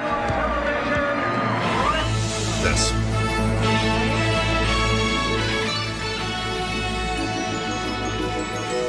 That's fantasy. That's fantasy music, Jason. That is, I'm riding a unicorn over the sun. I know you like Harry Potter. Eating gummy bears and waving to everybody. And then, of course, then you kick the door down. This is the NBA on you NBC. kick the door down and rip off Today, your clothes, it's the Chicago Bulls wearing your versus NBA logoed Indiana Speedo. Pacers. Listen to the roar at Market Square Arena. SRO crowd sitting in on history. Glad you folks could join us too. Hi, everybody. I'm Bob Costas. What Michael Jordan does today and what he will attempt to do in the next several months and maybe years is truly unprecedented. It's never happened in team sports. Muhammad Ali, not in a team sport, left, regained the heavyweight championship when he came back. But in team sports, guys like Jim Brown, who left at the peak, or Sandy Koufax, whose arm wouldn't allow him to continue, they never came back. Today, Michael Jordan at age 32 tries to accomplish what no one else truly has in team sports history. I'm seated alongside the voice of the NBA on NBC, Marv Albert. Marv, you've chronicled this league for more than a quarter of a century. You've been around for all the great events, but this is truly something special. Well, first of all, in most instances, when an athlete attempts to make a comeback... 41 years of age. Like, I feel like it's only announcers that everyone else says 41 years old. Usually when there's like some sort of murderer on the loose. What? They'll be like, Hank J. Springfield, wanted right now, be on the lookout, aged 43. Aged 43. But when they say 43 years of age, maybe. Also, you ever I was furious for this game because my parents would not let me skip out on church. Like, Michael Jordan is coming back. What the hell? Michael Jordan is here. You can't let me. And see, and to this day, what was the lesson you learned at church? Yeah, that day, what'd Chris? you learn? No idea. What did the El Pastor say to you? What was it? What was the big lesson? No clue. No clue. The hymn? Could have seen Michael Jordan do his thing. And because then I had to record it on VCR. Yes, but it's not like what we have now with where you could just, I'll just start from the beginning. You can't do that. You have to let it record all the way through. All the way through. So I got home when it was like third quarter. Yeah. Yeah. You gotta wait. And then, of course, somebody on Twitter is going to mess it up for you. Yeah, Twitter really messed it up that night. It really sucked. We'll take a break. Man, that church did nothing for you, dude. No. If I was your pastor or priest or whoever the hell ran your flock, I would not want to claim it. He does listen to the show. Oh, he does? Be like, wasn't me, dude. I did my best. I did what I could. Kind of like Tom Morton with me in golf. Same exact concept. Same thing. We'll take a break. When we come back, Kelly Brothers in just a minute and a half as we drive our way to 8 o'clock. And Sam Amick. You know, it's no secret. Things are a little unpredictable these days, but you know, there's one thing that won't change. Hoblet's mission to nuke. Hoblet's mission to deal with high prices right now, and only at Hoblet Dodge Chrysler Jeep Ram in Woodland, you can get 4.99% financing for up to 84 months on all new vehicles in stock, and keep every factory rebate you qualify for when you finance with Hoblet's preferred lender. That's 4.99% financing, and you keep all the factory rebates you qualify for. Not one or the other, like other dealers are offering. Only Hoblet has fought to get you a deal this good. Search, select, and save through their whole inventory at HobletDodge.com. Unbeatable prices, unbeatable selection. Nobody beats Hoblet. Period. We'll take a quick minute and a half break. Kelly Brothers, we think, is joining us next. Live and local. With everything 49ers. Intercepted by Fred Warner. Dives for the end zone. Touchdown! San Francisco! Paul George went up and caught the ball. Touchdown! The 49ers play on Sactown Sports 1140. When life calls for a little extra, a kitchen upgrade, paying off debt, or that dream vacation, Valley Strong Credit Union is here to help. With a Valley Strong home equity loan, you can tap into your home's value with competitive rates, flexible terms, and local guidance you can trust. Get approved in as little as 5 minutes, with funding in as few as 5 days. Your goals are within reach. Visit valleystrong.com to get your offer today. Valley Strong Credit Union. Grow your possibilities. Equal housing lender, NMLS number 456506. Spring is here, and there's really nothing better than hitting the open road in a new Honda. Whether you're shopping new or pre-owned, Stockton Honda has the selection and savings, plus get top dollar for your trade. And while life's roads are often filled with bumps, buying from Stockton Honda couldn't be smoother. Wherever the road you travel might lead, Stockton Honda is happy to get you there. Come in today or go to StocktonHonda.com. Anytime, anywhere, it's all here. StocktonHonda.com. Joining us now on Sports Sense, certified financial planner Kelly Brothers. Kelly is an advisor with Cap Trust, one of the nation's largest registered investment advisors. Cap Trust counts among its clients numerous pro athletes and pro sports franchises, but most importantly serves many Northern Californians through comprehensive financial planning. Here's Kelly Brothers. Kelly Brothers. Kelly Brothers, nice enough, by the way. I'll say this publicly because it's a very nice thing. Kelly Brothers inviting you and I last week. Had we, it sounded, and by the way, he wasn't just like, hey, let's hit this puny muni course. This is one of the big boys. Yeah. It's one of those ones where you have to stick your pinky out when you drink something. And would have been nice to join him. We'll do that in the future. Thank you, Kelly. Good morning. Well, good morning. Yeah, it's hard to stick my pinky out because I do wear a pinky ring, so that's hard to put that out. How often do you get to play Sactown golf in March in 85-degree weather? It's not that often, so we'll take it. Yeah, this is still technically. We missed you. We'll get you next time. Yes, we will, Kelly. And speaking of incredibly rich people, how about the we look at the WBC and. We were talking about this yesterday. Great baseball. Wonderful baseball. Wonderful environment. A lot of players saying bigger environment, more important than the World Series. I have had a love-hate relationship with baseball over the last decade, but, man, if everything was like the WBC, I think that would be a lot different.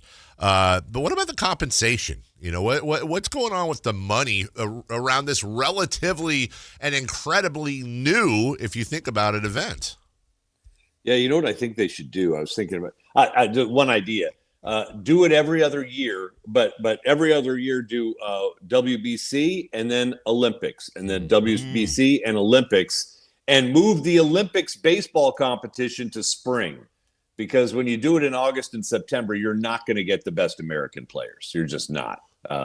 Their teams aren't going to give them up in the middle of a pennant race. So, they make about the winning team, Venezuela. They made about $100,000 each in prize money. Not bad for a few weeks and a lot of fun as well. And, and of course and it goes down from there. But, for Aaron Judge, this is couch money, right? But for the electrician from Croatia, this is a nice payday. Yeah. But of course, the key here, too, is the fact that Major League Baseball owns a big chunk of it. So if they own a big chunk of it, they're going to do what they can to get their stars in there. Although, there were managers from Major League teams calling these managers saying, my pitcher's off limits tonight or limited to one inning. And that's the way they're going to run it. Kelly, today is the start of March Madness. That means a lot of betting on games, but also these teams can get some fun. These universities. What are we talking about for kind of the teams playing starting today that make any kind of tournament run? About $270 million, Jason, will go out to conferences more than teams. So they pay the money to the conference. So it's a big deal if your conference has 3 or 4 or 5 teams in the dance. And they're paid in what are called units, which are worth about. They pay them out over time. So it's $350,000 a year for the next 6 years is each unit. And as these teams move along into the big dance further along, then they're going to pick up more and more units. But the money is paid to the conferences. But for some of these smaller schools, this is a really big deal to get that sort of money paid toward their conference. We'll see what happens. It's a similar system for the women's tournament. But instead of $270 million, it's about $20 million that's paid out. I think it's interesting, too, because you're talking about hard cash units that are paid. I wonder if there's ever been a study done. I want to say we talked about this last week, Kelly. When we talked about that all-encompassing word when it comes to sales and advertising, especially in media, branding, which is unmeasurable or very difficult to measure. And the idea of branding, for example, everybody, is if somebody hits a home run and the ball goes over the McDonald's logo that's on the outfield wall, there's not a pitch, there's not a commercial, nobody's saying about it, but it's just you see the logo. And the idea is the more you see these logos, the more you see these sayings, slogans, thank you. The more you see all of that, the more it brands it in your head, and subconsciously you're going to want to purchase it. I wonder what the branding benefits are to these smaller teams that get in the tournament, whether it's attendance, whether it's people wanting to be a part of the college, sales, merch, whatever. I wonder if they've ever measured that. Yeah, it's hard to measure. I've seen some studies on it, and that's interesting, Dave, because there's a lot of 18-year-old high school seniors who are right now making their decision on what college they're going to go to. Yep. So to the extent you see Santa Clara playing in the big dance and you see their students going crazy, or you hear their band, or for a lot of especially smaller schools, it's a big deal. It's not just some ethereal branding, but it's how many students am I now attracting? How many applications extra will I get next year if my team makes a run? I remember a few years ago, Loyola Chicago had the 100-year-old nun who was at every game, and they saw an uptick in applications and in donor giving. And we've talked about that in the football world with places like Colorado and Indiana. But on a smaller scale, it matters if your team is at the big dance and is getting and makes any bit of a little run or has a nice big upset over a higher ranked team. I'm not sure it's been quantified, but it's real in terms of applications and donor generosity as well. Do you know, Kelly, by chance, the answer to this? Looking at it from the other way, like Duke is a 1 seed. They're such a proud program. Everybody knows everything about Duke. I don't think they're doing it for the financial win. They're doing it for the status of trying to get yet another title. But if they were to lose early, does that even do a dent to them financially at all? I mean, there's more of the pride that, hey, they were a 1 seed, they lost in round 2. But what about the financial ramifications? I mean, I'm sure Duke's fine. There's no real damage there to them, is there? No, it's just a ding, and it's more of a ding to the head coach than anything else, because they're not going to wait too long. Although their new head coach has done an incredible job, following in the footsteps of Mike Krzyzewski. But we saw 9 miles down the road from Duke, we saw North Carolina, which has an incredible basketball lineage as well. But they took a big swing last year on Bill Belichick as their football coach. And it started off good and it ended badly. And so they have, and sometimes that happens. But they all want to be relevant in football as well as basketball. But for Duke and North Carolina, it's mostly been basketball, and it still blows me away that those two schools are 9 miles apart. Lastly, we have a deal with the WNBA. It's funny. There's so much discourse about how much they are or not funded by the NBA. Are they really making money? Where are they asking for? If the league's losing money, yada, yada, yada.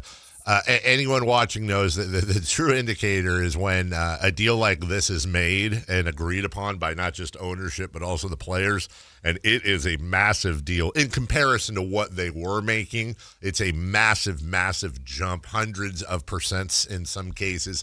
So something's going right with the WNBA, because that you're starting to get a sniff, at least, of real money. No, you are, but it is commensurate with the interest from the fan base that they're trying to reach. Yep. So, but you're talking about average salaries that will quintuple, so 5x over what they were. There will be players now paid over $1 million a year. The minimum pay is going to surpass $300,000. It's currently $66,000. Okay. Salary caps are going to start at $7 million. And supermax salaries are going to start at $1.4 million, up from the current $250,000. The interesting piece here that is still, well short of men's sports is that players are going to share in 20% of league revenue on average. But that makes sense too, because you got owners taking a lot of risks trying to build something, trying to build out this revenue machine. So there's still a lot of risk there in men's sports that are established. a 50-50 split is not unusual. Right. The players are getting about 20% of the revenue in this new deal, but still, if their salary is going up 5 times, they can't complain too much. Well, but they will. We all will. Hey, why not? That's why we're here, Kelly Brothers. But the interesting thing, by the way, 80% of their players are free agents, and now they have there's going to be a frenzy because it's going to be all new contracts have to be negotiated before May 8th.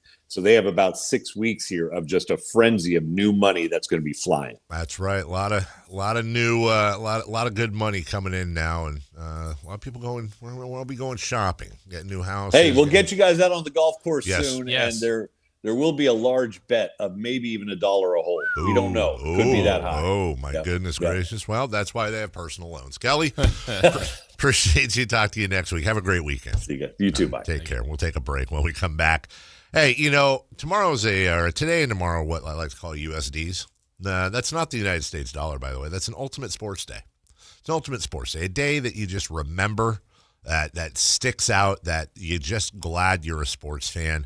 And I was trying to think last night, what is the best one, and where do today and tomorrow rank on the ultimate sports days of the year? We'll talk about it next. The madness is here, and so is your shot at $1 million. Enter the Sactown Sports 1140 Basketball Mayhem Bracket Challenge. It's free and open to fans nationwide. Head to SactownSports.com, build your bracket, and see if you've got what it takes. This contest is brought to you by Power Business Technology. For all your business copier needs, call 1-844-POWER-BZ or visit PowerCopiers.com. Don't sleep on this. Get your picks in now. Save $10 on a pair of Rain X Latitude wiper blades at O'Reilly Auto Parts. Our professional parts people will even install them for free. O'Reilly Auto Parts. Confidence is knowing you're ready to handle whatever comes your way. That's what it feels like to take on your workday with Cintas. They make sure your AEDs are up to date, your fire extinguishers are tested and inspected, your floor mats are cleaned and delivered, and your workwear looks good, feels good, and is freshly laundered with the Cintas Apparel Plus program. So are you ready to take on today? Visit Cintas.com. Oh, I'm ready! And get ready for the workday. Ready to free your team from time-consuming office tasks? Amazon Business empowers leaders with smart business buying tools, leaving time to focus on strategy and growth. Free up your teams and focus on your future at AmazonBusiness.com. Jackson Hewitt has a great tax prep deal, $149 or less. Missing out is like ignoring the check engine light in your car. You'll regret it. Seriously, the price is only $149 or less, no matter how complicated, so don't wait. Like when you get a password expires today alert or you're shopping online and there's only one item left. It's like your taxes are in the cart, just complete the purchase. Hurry, this deal for $149 or less is like your phone at 1%. It's about to power down. Limited time offer for new clients on federal returns. Participating locations only. Terms at jacksonhewitt.com/149. Why'd I go to the doctor? Working on the farm, my heart kept skipping a beat. I didn't think much of it, but my daughters made me get checked out. Turns out I have atrial fibrillation, which increases the risk of stroke about 5 times. Symptoms like irregular heartbeat, heart racing, chest pain, shortness of breath, fatigue, or lightheadedness can come and go. But if it's AFib, the risk of stroke remains. If you have symptoms, contact a doctor. I'm so glad I did. Visit notimetowait.com. Sponsored by Bristol Myers Squibb and Pfizer. Why'd I go to the doctor? Working on the farm, my heart kept skipping a beat.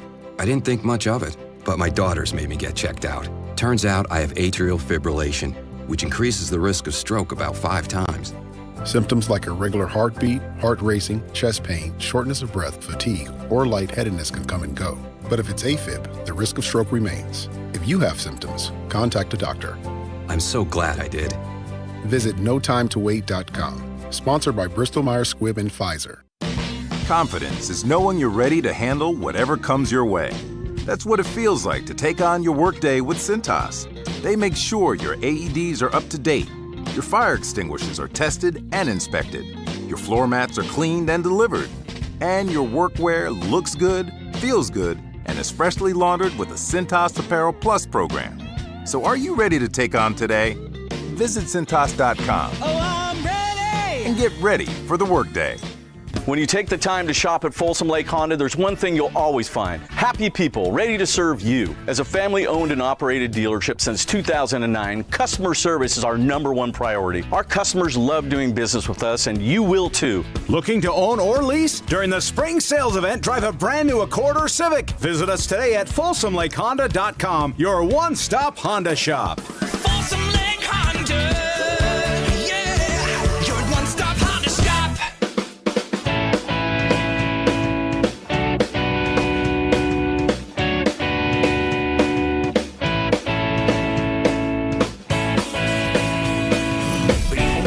In the morning to get your sports fix. Live and local. The Carmichael Dave Show with Jason Ross. On my sports bucket list, there's a lot of omissions, but two of the more glaring ones. One is not my fault. One I've been trying for almost 2 decades to accomplish, which is attending the Masters at Augusta. That is my #1 bucket list item. And yes, my #1 bucket list item is watching the Sacramento Kings win an NBA Finals, but you can't plan that one, and I haven't had the opportunity yet, so it doesn't count. Somewhere in the neighborhood of that is rolling into, as much as I can't stand it, either Vegas or probably more likely Lake Tahoe with some friends and going to a sports book and getting, and I don't know enough to know what I don't know. So wait, what? I'm sure somebody on the text line at 916-339-1140 or our chat can help me. But I would imagine that there's got to be packages you can buy. Like here's a 3-night hotel stay, Thursday, Friday, Saturday. Here's the buffet, and here's a reserved seat in front of all the big screens. For all the weekend's games. Maybe it's a Thursday through Sunday night thing. Like, what a weekend to go up there with some buddies. Now, I'm not saying you're putting any money down on the games. We don't believe in gambling here, 1-800-GAMBLER. But the gambling would be there, and I'm sure would intensify the event. And then you're watching all the games. You're surrounded by people. Some people have money on this team. Some people have money on that team. The buzzer beaters, the this, the that, the food, the camaraderie, the atmosphere. That is something I have yet to do. The closest I have come is we used to do different remotes and events. I don't know why we don't do this anymore, by the way, but it'd be like, join Carmichael Dave down in Streets of London for Thursday, whatever. We're broadcasting live. Or usually it was just, I go down there. Right. And this is back whenever we do a remote, it'd be like, you'd hear a commercial break from whatever show was on, like Don and Mike, and they'd be like, hey, it's Carmichael Dave. I'm out here at Streets of London right now. Come join me for the specials and the thing and the thing and the thing. And I'm picking Streets of London because that's the one I actually remember the most. And it doesn't exist anymore. Does it not? It's called Streets. Why? Because it's not. There's more than London? It's not really a pub place anymore. Really? It's just like a bar? Yeah. They de-Londoned it? Yes. Wow, okay. Well, when I went there, it was all England flags and hard tip darts and tip. Yeah. Tip. And they, you have all these TVs outside, and plus it's also spring-ish, and the weather's great, and you're out there at 9:30. There's some sort of buffet breakfast, and then everybody's just hanging out, and the games come on, and you're having a beverage early in the day. Everyone's watching, and it could be a partial day thing. It could be an all-day thing. Yeah, if sports are playing, it's okay to drink. That's no matter what. That's time the it rule. Is. Yeah. Is that one better than? Is that one better than it's 5 o'clock somewhere? Yes. Yes. Game's on. So I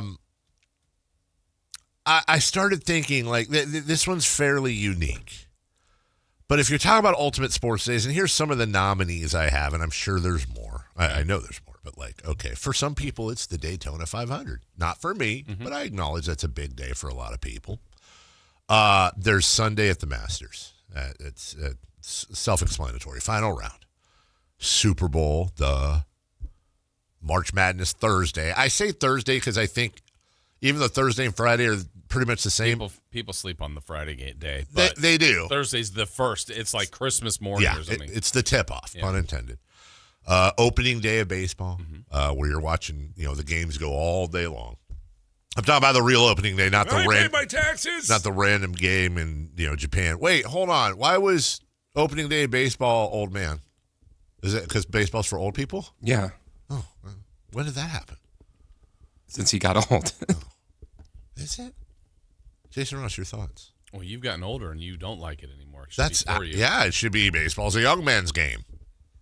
There should be some little kid that's like, I pay my taxes. Baseball is a young man's game. I don't know. Would the ultimate NBA day, is that opening day for your team? Is that the game 7 or whatever the deciding game of the finals is? That first Saturday of the playoffs is pretty fun. There's 4 game ones. Yeah. And then Sunday's just like the tournament starting. I think the NFL. Oh, no. What? So I just decided to look up like what the average age of the average fan is for each league. The NBA is the youngest, makes sense. Yeah. Do you know what the average fan age is for the NBA? Does it count does it go all the way down to 6 years old? Are we talking that, or is it everyone's above 18? Or do you know? I don't know. This is just. I would say the average age is 28. I'm gonna say 36. 45. That's the youngest? Huh? That's the average. That's the average, and it's the youngest of the sports. Okay. MLB? 58. 54. 55. Oh, Jason Williams. What is NFL? 50. Wow. I wonder what the youngest is. Is that the youngest period, or is MMA is 35, probably? I don't know. Still relatively new. For somebody like Christopher Lott, it could be AEW Super Duper Slam or whatever. All in. Yeah. Wait, what? You're saying that's what yours is? You're all in on that? No, that's what it's called. Is All In. Oh, that's the WrestleMania? Yeah. It's going to be at Wembley Stadium. The AEW one? Mm-hmm. Look at them grow. It's their third time playing at Wembley. Wow. Does opening day, does that Thursday game, or in this year's case, that Wednesday game for NFL opening day, which would you rank higher, Jason? The Thursday game traditionally, and like I said, this year's Wednesday, I think, where the defending champion plays. Wednesday in Australia? Yeah, I don't. Would you put that one, or would you put Scott Hansen, 7 hours of that? I didn't think you'd say that. I totally agree with you. Chris, you too? Yeah. I feel like that first game is an appetizer.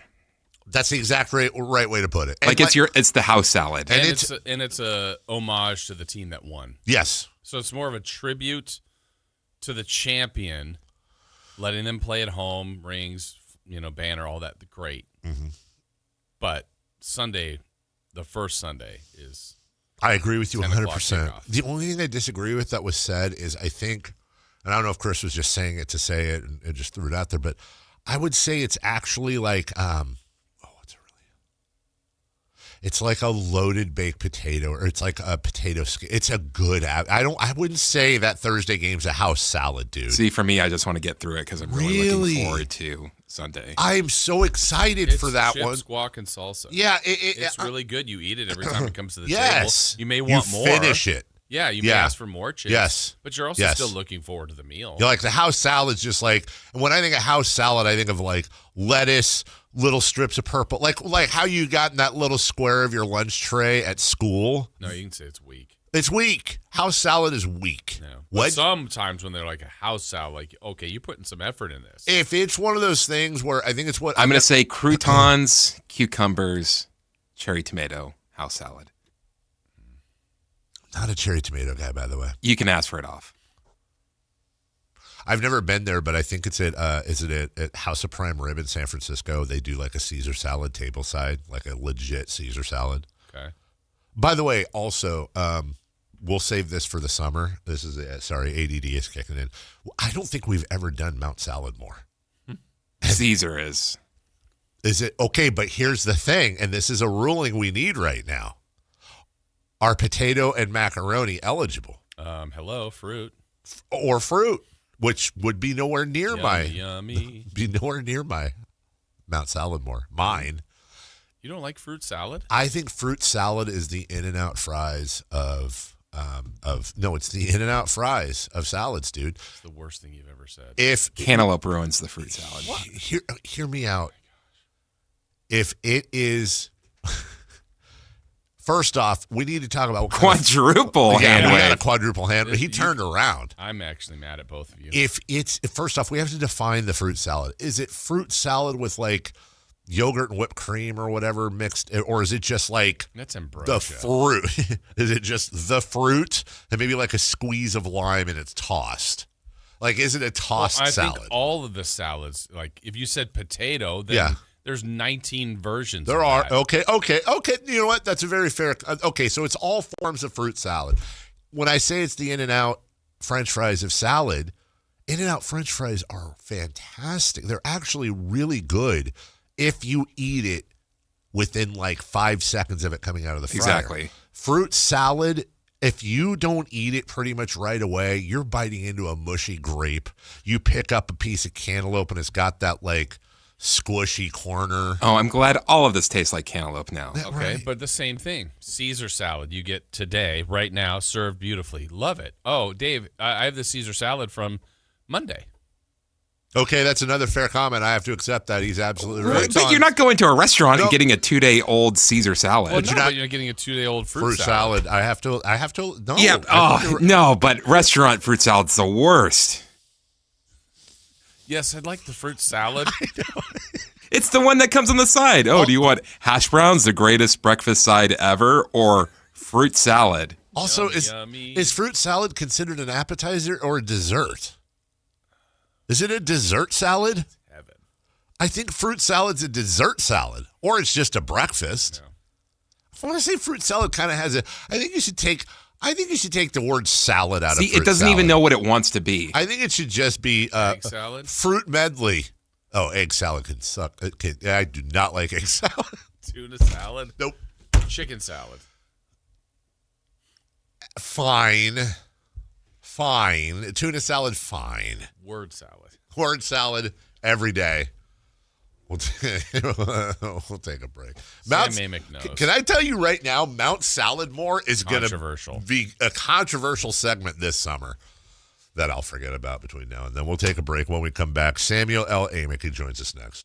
The Sactown Sports 1140 newsletter right to your email. Get your latest on the Sacramento Kings, athletics, and Republic FC with the Sactown Sports 1140 newsletter. Visit SactownSports.com to join. This is the story of the one. As a safety manager at a manufacturing plant, he does everything he can to keep his coworkers safe. From finding ways to reduce risks to keeping safety supplies in stock. And for that, he relies on Grainger. Grainger offers a broad range of quality products and next-day delivery, so he can always play it safe. Call 1-800-GRAINGER, click Grainger.com, or just stop by. Grainger, for the ones who get it done. Sacramento weather is brought to you by Elk Grove Honda. I'm Tamara Berg in the KCRA 3 Weather Center. Your Thursday forecast is going to be hazy this morning, but as we get into the afternoon, some brighter skies expected with light winds. Temperatures today quite toasty. Still feeling very summer-like. Plan for highs in the low 90s.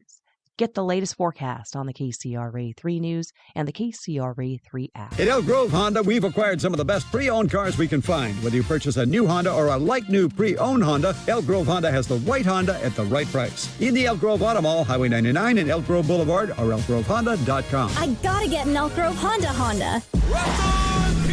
Russell Peters, Relax World Tour. I go, my parents are from India. She goes, oh, India. See, I knew India. Indian people, you have a big eyes and long eyelash like a cow. Wow, wow, wow, wow. Saturday, April 18th, 8 p.m., the venue at Thunder Valley. Wow, wow, wow, wow. I didn't know what to do. I just tipped her and thank you, bye-bye, and I left. For tickets, visit ThunderValleyResort.com. Russell Peters, Relax World Tour. This is the sound of Lucy, staying on top of her spending. You see, even though she's buying a new pair of jeans, she knows that it fits within her monthly budget. Because Wells Fargo will send an alert if her balance drops below her set amount. Yep, nothing gets past Lucy, or Wells Fargo for that matter. However you make money work, Wells Fargo can work with that. Wells Fargo Bank, N.A., member FDIC. If your business depends on reliable vehicles, it's time to upgrade your fleet at myelkgrovechevrolet.com. We specialize in fleet pricing, bulk discounts, and fast approvals, so your team stays on the road and on the job. From work trucks and vans to fuel-efficient sedans and SUVs, we have the inventory, service, and financing to keep your business moving. Call or visit myelkgrovechevrolet.com today and ask about exclusive fleet savings. myelkgrovechevrolet.com, driving business forward.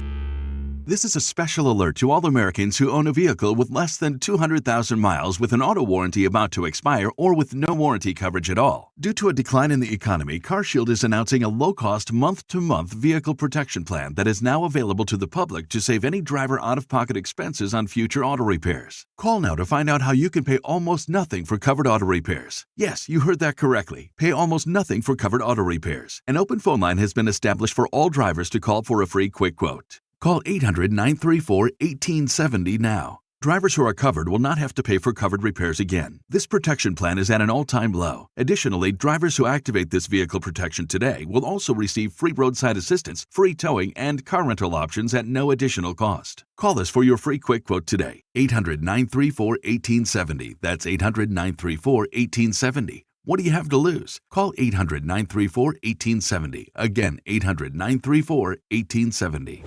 KHD1 Sacramento, KYMX HD3 Sacramento. From the Power Business Technology Toshiba Studios. This is Sactown Sports 1140.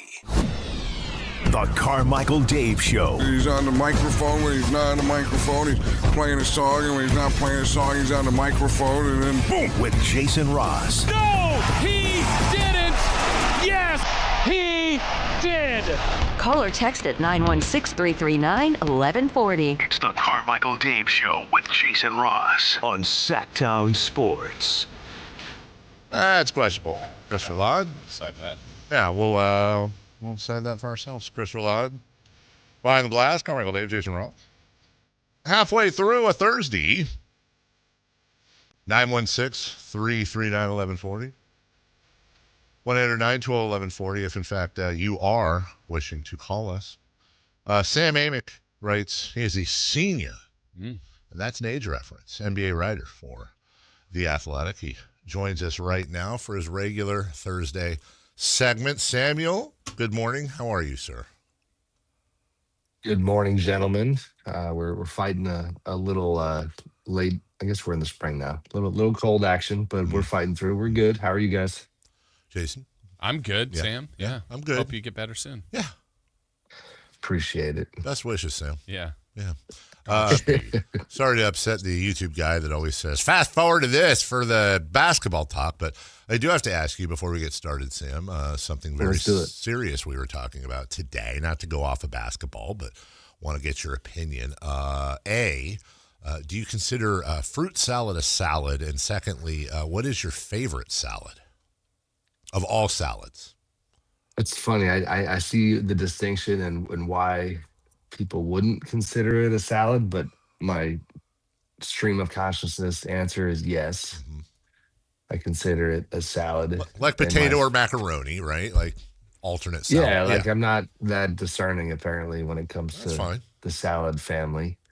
And then my favorite? Yeah. All the salads.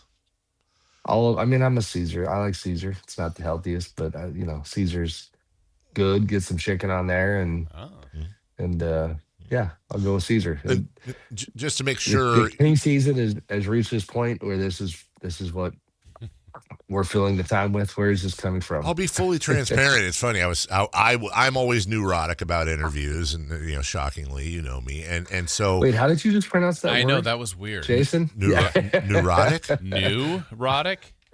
I'm always neurotic. Neurotic. It's neurotic. Neurotic. Is it? Yeah, we're kind of being neurotic. Neurotic. The other one I have trouble with is hyperbolic. hyperbolic always, like, because I want to say hyperbolic, like hyperbole. Well, whatever. Chris erotic put four syllables. Sounds like a genre of music. No. As was the old erotics, or the erotics. There you go. That's a whole different Donahue right there. But I'm always neurotic about interviews.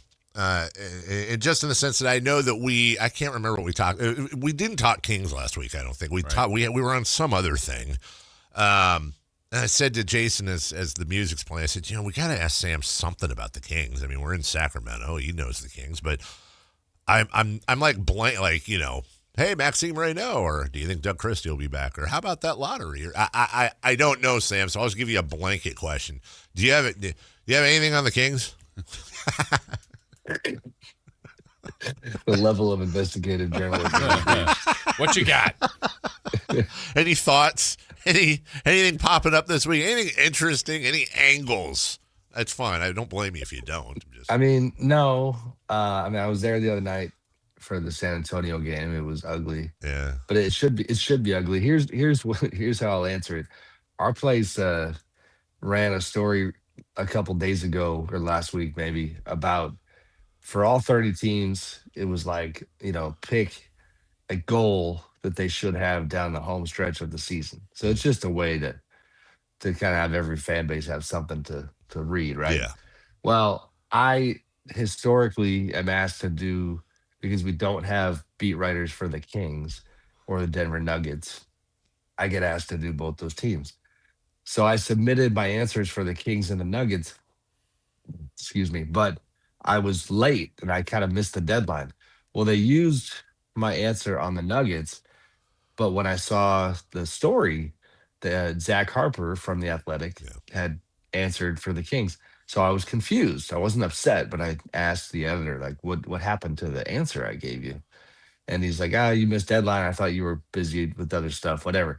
The point is, I think it's funny that, like, I didn't put a lot of thought into my answer, but the goal that I thought they should have was just wave the white flag every time down the home stretch. And so the irony being that that's not what they've been doing, and they've been winning games, and so takeaway wise, it's like, I know they flattened the lottery odds.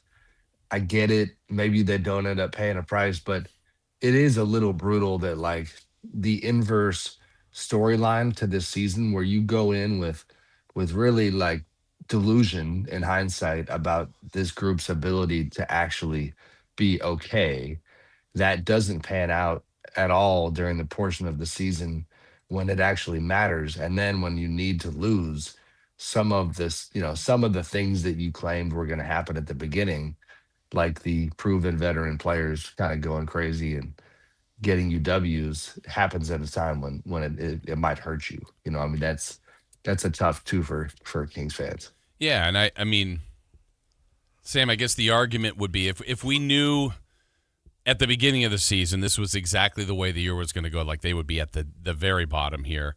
But I told you, look, at the end, though, they're not going to play with Levine or Sabonis or Hunter or Murray or Monk.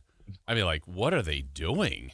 Like, but it's ironic that it's just really DeRozan and Westbrook that's giving them the opportunity. And I guess their only other out on that to, like, truly wave the white flag would be to not play those two guys. But other than that, I mean, it's not a stacked lineup of teams, but I think it's compared to what maybe Utah, Brooklyn, and some others are, it does have the look that the Kings are going for it in a way to win. I mean, I don't know. Do you understand my point? They're doing a lot. Yeah. No, I do, but the reality is, believe it or not, they never intended to tank. This is the accidental tank. Yeah. And they're kind of holding true to that to the end. But it's just, again, in terms of the massive disadvantage that they are at competitively, big picture, it's tough because, to see DeMar do what he's been doing, it makes you sit there and go, okay, he's like literally dropping 40. Like, you're telling me that nobody wanted to give something up for him at the trade deadline, to help you with a future asset. and the Westbrook one is, that's a tough conversation. I think, like when Russ got mad at the media a couple weeks ago, he never really kind of put a finer point on it, but it felt to me like the undercurrent was this conversation about, you know, his individual accomplishments while in Sacramento, juxtaposed with what's best for the organization. I think that's the conversation that is uncomfortable, and one that he, not to speak for him at all, but the feeling I got was that he didn't like that dialogue. So all of which is to say, it's just, if you look up and they actually miss out on, one of the top guys, because of one of these wins, that'll be unfortunate. Now, for anybody who doesn't know the specifics, chances are that won't be the case. I mean, you're talking about a 14% chance at the number one pick for the bottom three teams, and then it goes down marginally once you hit the fourth spot. So, the reason they flatten the odds, and chances are they're going to do something even more drastic next year, is so that we don't have these type of conversations. It is an uncomfortable conversation about Russ Westbrook, and Russ has a legion of fans out there that have descended upon Sacramento and go with any team he goes with. They are Russ Westbrook fans, not necessarily fans of specific teams. And in the discourse with them, it's always very uncomfortable because, I'm a Kings fan. I'm worried about what's best for the Kings, not really what's best for any individual player, including Russ Westbrook. On one hand, he has been, I've said this ad nauseum, he has been phenomenal this year, playing his tail off for a team going nowhere. He could very easily just be like, this isn't worth why am I putting mileage on myself? Why am I doing this for whatever it is, $3 million, which we'd all take, but you get it. Why he's playing? You couldn't tell if he was playing for the lowly Kings or the Thunder, or the Pistons, or the Celtics. He's playing with the same effort and hustle, and I think that's a wonderful example. We talked the other night, Jason, about Maxime Reynaud against the Spurs when Reynaud had 32. Russ had 10 assists. 8 of those assists went to Max Reynaud. That's a regular thing. So, Sam, I think the problem, for example, Scott Perry's going to have, and this is assuming that teams aren't beating down his door for Russ Westbrook, who's a free agent, is do you bring Russ back next year, which I wouldn't think they would, but hey, example, connection with Max, continued development, or do you give those minutes to a draft pick or a Devin Carter or whatever? I imagine that might be one of the more important decisions he has to make this summer. Yeah, no question. And I mean, it's going to be one that's going to be, volatile when it comes to the reaction potentially, especially if you get in the way of a prize prospect. So those are the questions of the summer. The assumption, around the league has been that Westbrook wouldn't be back. I don't know that we can make that assumption 100%. Sure. The assumption has been that Doug very possibly wouldn't be back. We'll see on that front. But it's, it is a big summer for Scott in the front office. It's funny, just a little behind the scenes moment. I, after the game against the Spurs the other day, was going through the hallway and I hadn't seen, BJ Armstrong in a little bit, the assistant GM of the Kings, and obviously, kind of legendary player with the Bulls and former agent. And he was just coming down the hallway, said hello. And it was just funny, like, the kind of the how you doing had this tone of like, hey, we got a big couple months ahead of us, and the present tense kind of, is what it is. But, it just felt like the stakes were high and these guys know it. And we'll see where they take this. Sam, some other things league-wide, not a surprise about the expansion talk. We've talked about it before, but really now Vegas and Seattle seem to be the teams, the choices, and they'll vote on that. But I found it interesting. I think in the last day or two, we've had Draymond, we've had Tracy McGrady come out publicly. So a couple of former players going, yeah, I don't think we should do that. Like, there's not enough good players. They don't have votes. I don't know that that'll matter, but just what was your perception on some outspoken thoughts from players, current and past, that think there's, maybe diluting the talent here? Yeah, I mean, that's part of the conversation. It's funny, though. It's like, there's not a direct through line between the tanking discussion. Like, you're kind of compelled to say, well, if tanking and bad teams is such an issue already, then why would you add more bad teams? And that logic does track to an extent, but at the same time, you have teams with some decent players choosing not to use them just because of obviously the draft advantage that comes with losing games. So it's a little bit deceiving, like the level of dilution that already exists. I think there is, though, merit to that point. There's a massive gap between the haves and the have-nots right now that would only get bigger if you're having an expansion lottery or a draft where you're spreading guys around the league. But it's happening. You know what I mean? I don't think some of this commentary is going to have any impact on the direction where things are going, and the league is in a good place business wise. Some of the stuff they're doing in NBA Europe and trying to expand over there is kind of quietly bankrolling, I think, the ability to do the expansion on the home front when it comes to the actual association. So it's kind of a combination of expansion on your main footprint, and then, certainly not world domination basketball wise, but world expansion as well. So this is where they're taking it. Sam, have you seen the latest solution to tanking that has been making the rounds? And I know you've seen a lot of them, but this one in particular involves something called the gauntlet, and a very innovative way to look at draft picks from now on. Is that ringing a bell at all? I mean, the gauntlet sounds similar to is it different than the draft wheel? No, this one, and look, I'm not trying to confuse everybody, so I'll explain it. It's really got me thinking. Whose idea is it? It's some random dudes, like on Twitter. Okay. But it's been making the rounds quite a bit over the last couple of days. I think part of the starting process here is that eventually you get to the inability to trade future picks. It's important to remember as we get into this.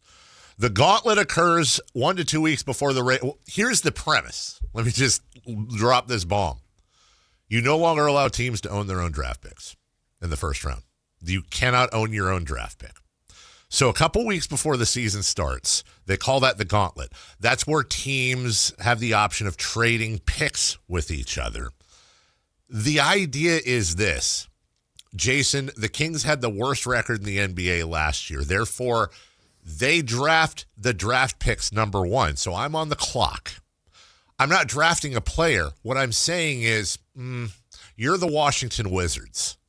I'm going to draft your first round pick. I'm locked into it. I cannot trade it. I'm betting that you're going to be the worst team in the NBA, and on and on and on.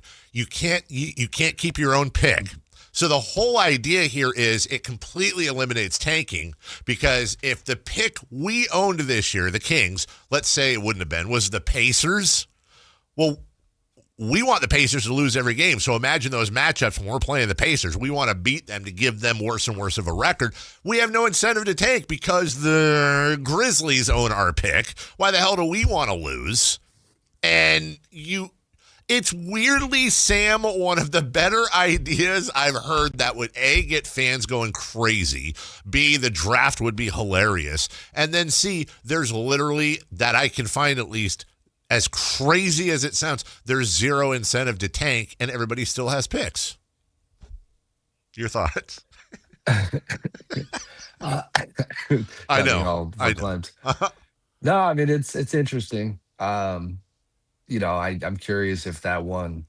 I mean, listen, Adam Silver is definitely prone to public opinion. Yeah, and he is. His people do, for sure, track social media. So you now have me curious if, has this gauntlet idea reached the ivory towers in New York just yet? Who knows if it has, because they do pay attention to that stuff. I mean, any idea that completely cuts the cord from incentivizing losing is what they got to figure out how to do. I mean, and the one that's a little bit more artificial than that has made the rounds is just having draft positioning getting locked up much earlier in the season.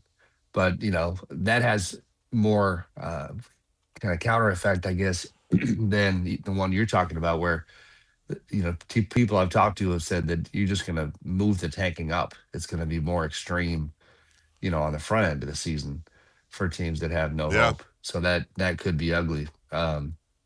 So yeah, I mean that is interesting.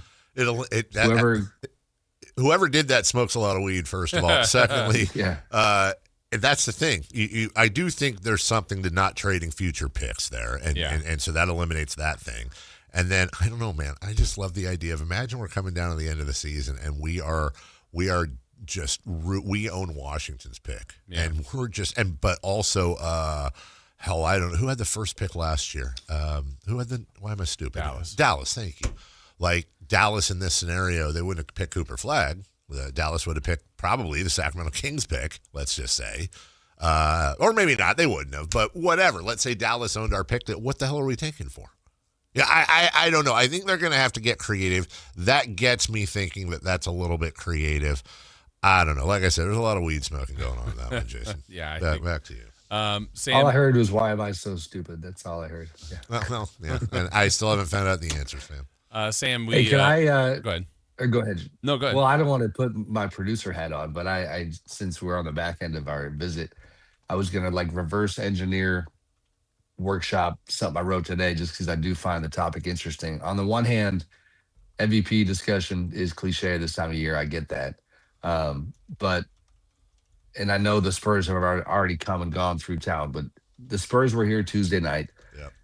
The locals who don't have a lot to be excited about with the Kings, hopefully enjoyed watching Wemby come through town, just in terms of the best coming through. I wrote this column about, it's not that I'm advocating for Wemby to be the actual MVP, but A, I wonder how crazy, if at all, you guys think that discussion is, and B, the larger point I tried to make, and that I'm curious to get your perspective on is just that it's one of those things where I sat down to write about his individual season, just in terms of the race, and found myself going down more of a rabbit hole of my God, most valuable person in the league. I think he's already locked up 100%. for this year. He is just, he saved the All-Star game. It's only 1 year, but he saved the All-Star game this year. He juiced up the NBA Cup. They have a 25-point comeback against the Clippers in the middle of the regular season, and he's getting emotional afterwards in a way that is really the type of stuff fans love and don't see nearly enough of. And then now, when he could just coast to the finish line and get ready for the playoffs, he continues to kind of almost needle the Thunder in every possible way and announces on ESPN that he wants the MVP award and that he's going for it. And regardless of what happens, I think Shea will still win it. I am absolutely here for the way that Wemby has impacted this whole season.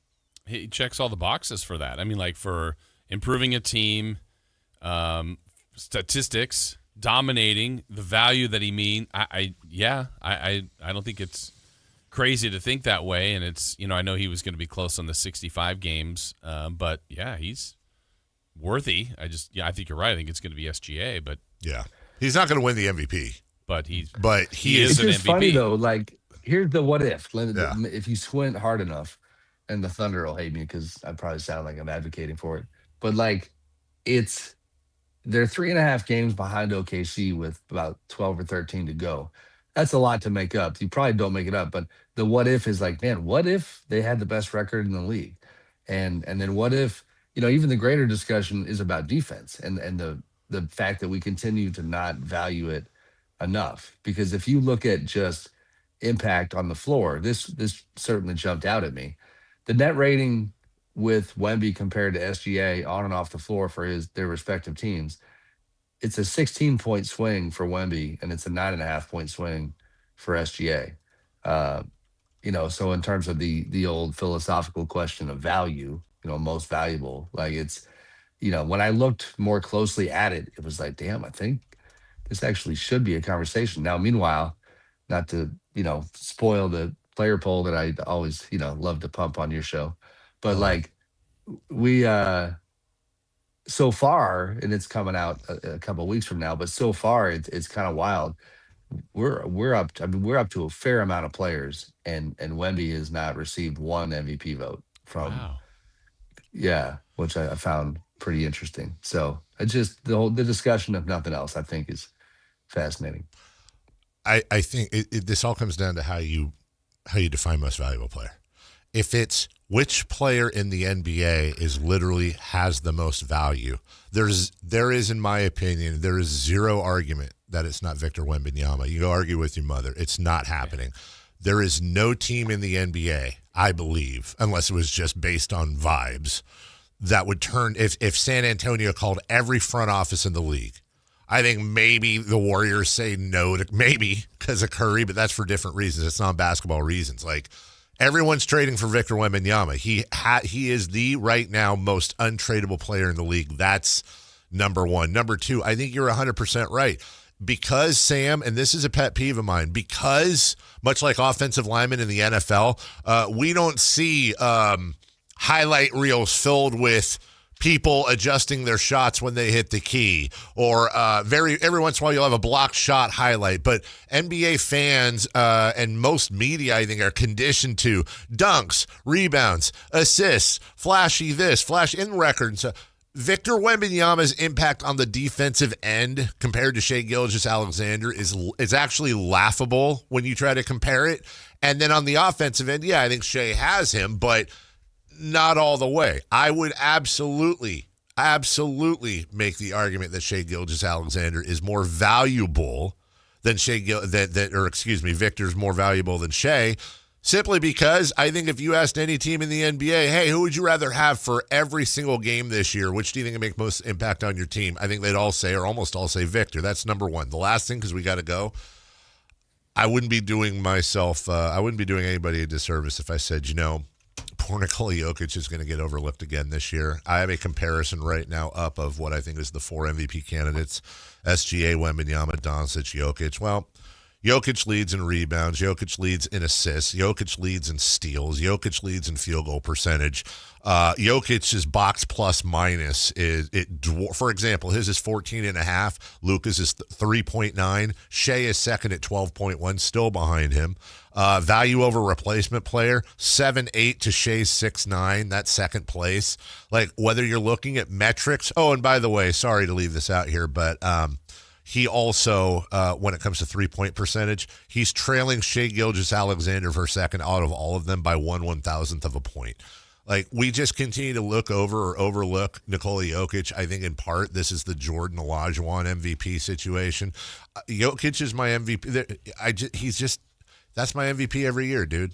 And I hear you. Yeah. He's got 3 of them, so we haven't overlooked him that much. Say that again? I said he's got 3 of them, so we haven't. Yeah, no, I know. But I also think it was his to lose this year. And I love Joker. He's incredible. It was his to lose. And the Nuggets, and the narrative is tough because the numbers don't back it up. But the reality is people need to see the Nuggets be decent defensively. Yeah. In order to feel comfortable giving it to Joker, and not having Aaron Gordon for so much of the season. And then, to be honest, even when Aaron came back, the defense has not improved all that much. And the Nuggets kind of having taken a step back as contenders, there's too many good players on the best teams to give it to somebody who's, fighting to stay out of play-in position, which is, strangely where Denver finds itself right now. But yeah, I hear you. I mean, Joker's incredible. I mean, Cade Cunningham was in there, Jaylen Brown for a minute, but yeah. I think it'll be Shai. I just think Wemby should be on that short list. I agree. I'm looking forward to that article. I'm looking forward to that think piece from Sam Amick. It's already up there, buddy. Just click your old Athletic subscription. Well, what I meant was I'm looking forward to reading it during the break. There you go. The Athletic. Get your subscription. It's cheaper than a milkshake at a fast food restaurant each and every month for phenomenal journalism and sports coverage, including our dear friend Sam. I hope you feel better, buddy. Eat a bunch of them little clementine oranges. That's my trick. And we'll talk to you next week. I think a milkshake, like you said. Milkshake sounds good. Hey, why not? All right, we'll talk about the fruit salads more next week. Thank you, buddy. There you go.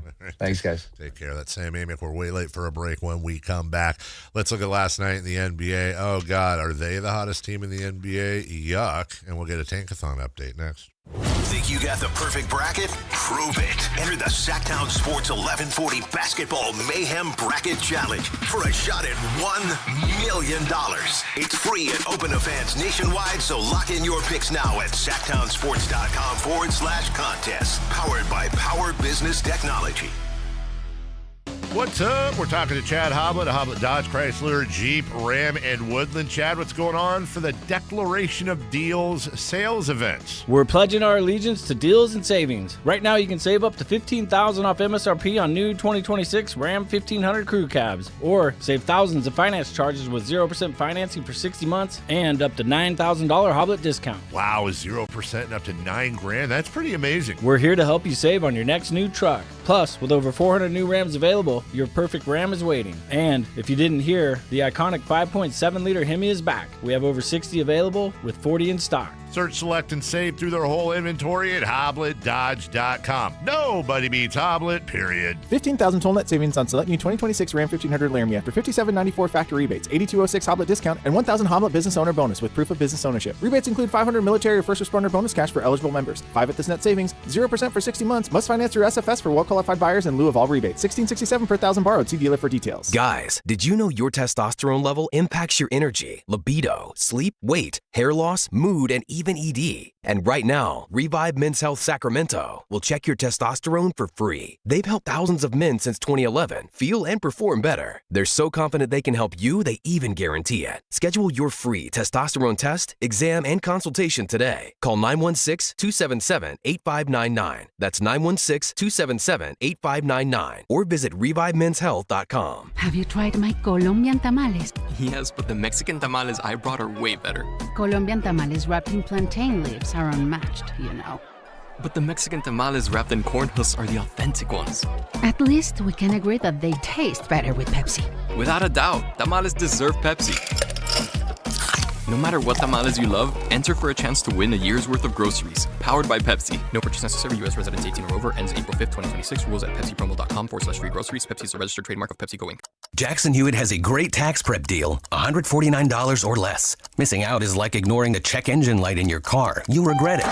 Seriously, the price is only $149 or less, no matter how complicated. So don't wait. Like when you get a password expires today alert, or you're shopping online and there's only one item left. It's like your taxes are in the cart. Just complete the purchase.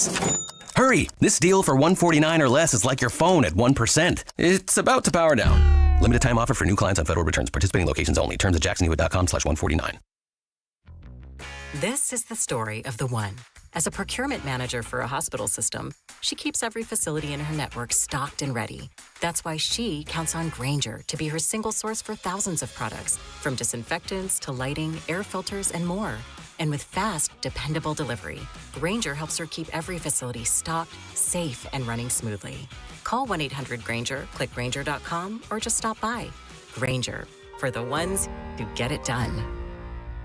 When you take the time to shop at Folsom Lake Honda, there's one thing you'll always find: happy people ready to serve you. As a family-owned and operated dealership since 2009, customer service is our #1 priority. Our customers love doing business with us, and you will too. Looking to own or lease? During the spring sales event, drive a brand new Accord or Civic. Visit us today at FolsomLakeHonda.com, your one-stop Honda shop. Folsom Lake Honda, yeah, your one-stop Honda shop.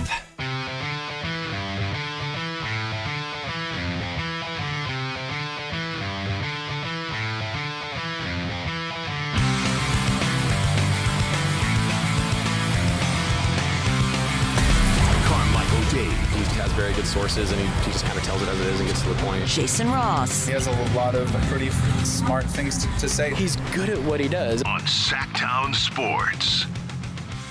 I had a couple things on my mind real quick. I was thinking about during the break. Yeah. Just kind of staring out into space. I heard this yesterday. Did you know that, like, in a normal glass of, like, your bottle of water you're drinking right now, Okay.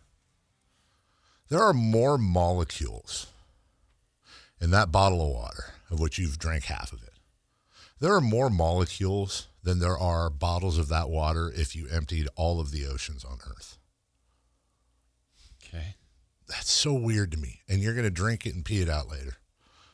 Thanks. The other thing is that there are 3 seas in Pacific Ocean, and they're all pronounced differently. I don't know why that just... Pacific Ocean. 3 different pronunciations of sea in the same thing. And by the way, it's a sea. It's an ocean. It's weird, man. We're out here flying on this, you think you're, what's the comedian once said? You think you're in America? Zoom out. We're flying on a space rock in the middle of a bunch of expanding nothingness right now at like billions of miles per hour or whatever. We're talking about sports, but wow, we are just holding on for dear life. It's kind of cool. Also scary. Yeah. We're just floating out there. Just chilling. Yeah. Made me think the other day, remember Independence Day? The movie with Will Smith. Remember how I didn't see it. Like the aliens had in sci-fi, like the aliens have the ships, like the little plane. Their planes. Oh, the Randy Quaid movie. Yeah, that one. And they have lasers and stuff and pew, pew, pew and all that, and they can fly super quick and all that. Like, do you think one of those would be able to take over the Earth? Like, because we don't have that technology. Like, if it had a shield, like in Star Trek, and just or like in Independence Day. Yeah, well, that's what I'm saying. I'm just trying to spread the broadcast here to those who haven't seen it. Like, could one of those just, like, you had one of those, could you just basically take over the world? Like, who's defending that? Wemby. Yeah, that's a great point. He's part of it. That's why because he's an alien. He's the scout coming down before everyone else. That is his so logo. Then he probably should be the MVP. He's doing all that. Pacific Ocean. The best ocean. Yeah, 100% the best ocean. Mount Oceanmore, because there's 8 of them? Billy. Spray, Pacific, Ocean Pacific, not Pacific Ocean, but maybe Ocean and Pacific. Billy, definitely. Eyes, that's Billie Eilish's first hit. Danny. Danny Ocean's a great one. Not the full 11? No, just Danny. I think that's it. Danny, Billy, Spray. Frank Ocean. Does Frank Ocean beat Pacific Ocean? No, I don't think he does. Sorry, Frank. Pacific Ocean's garbage. RB. That's RB. That's rage. There's literally tons of garbage in it. It's rage bait. Raw sewage. There's tons of garbage in the I love it. Is the world garbage? Yeah. Is it? He looks at the glass is half broken. Just half. Right. I'm the pessimist. What's a better ocean than the Pacific, Chris? Mr. I'm going to be different. Give me a better ocean. I think we win over all of them. Oh, so you're saying it's the best ocean. But ocean? Yeah, ocean. I'd probably say Atlantic Ocean. Is better than the Pacific. Mm-hmm. And please state your case. It's more peaceful. Is it? More peaceful. The cold and hot streams work better in the Atlantic Ocean. I'll take Pacific Ocean weather over Atlantic. Why? Because it's nice. It's nice. Atlantic Ocean's like Edmund Fitzgerald. Well, no, that was in the lake. The Great Lakes. It's all cold and windy and like get the crabs. Famously not an ocean. But Pacific Ocean, that's like California and Hawaii and the Mexican Riviera and Vancouver. Japan. Like you just look at like everything in the Pacific Ocean. The Ring of Fire? Yeah. Ring of Fire. Something higher. The NBA last night, since you guys, I guess we'll move on. All the team. Did you see the first half score from the Thunder Nets? Holy! They're trying their best. What would that game be called? That would be called garbage. Fats. Thunts. They're here on Sunday. The Thunder?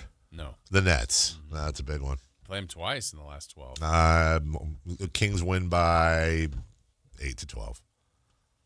Gotta change the culture. Oh. What? We lost to the Nets. We're terrible. No. Please lose to the Nets. Oh.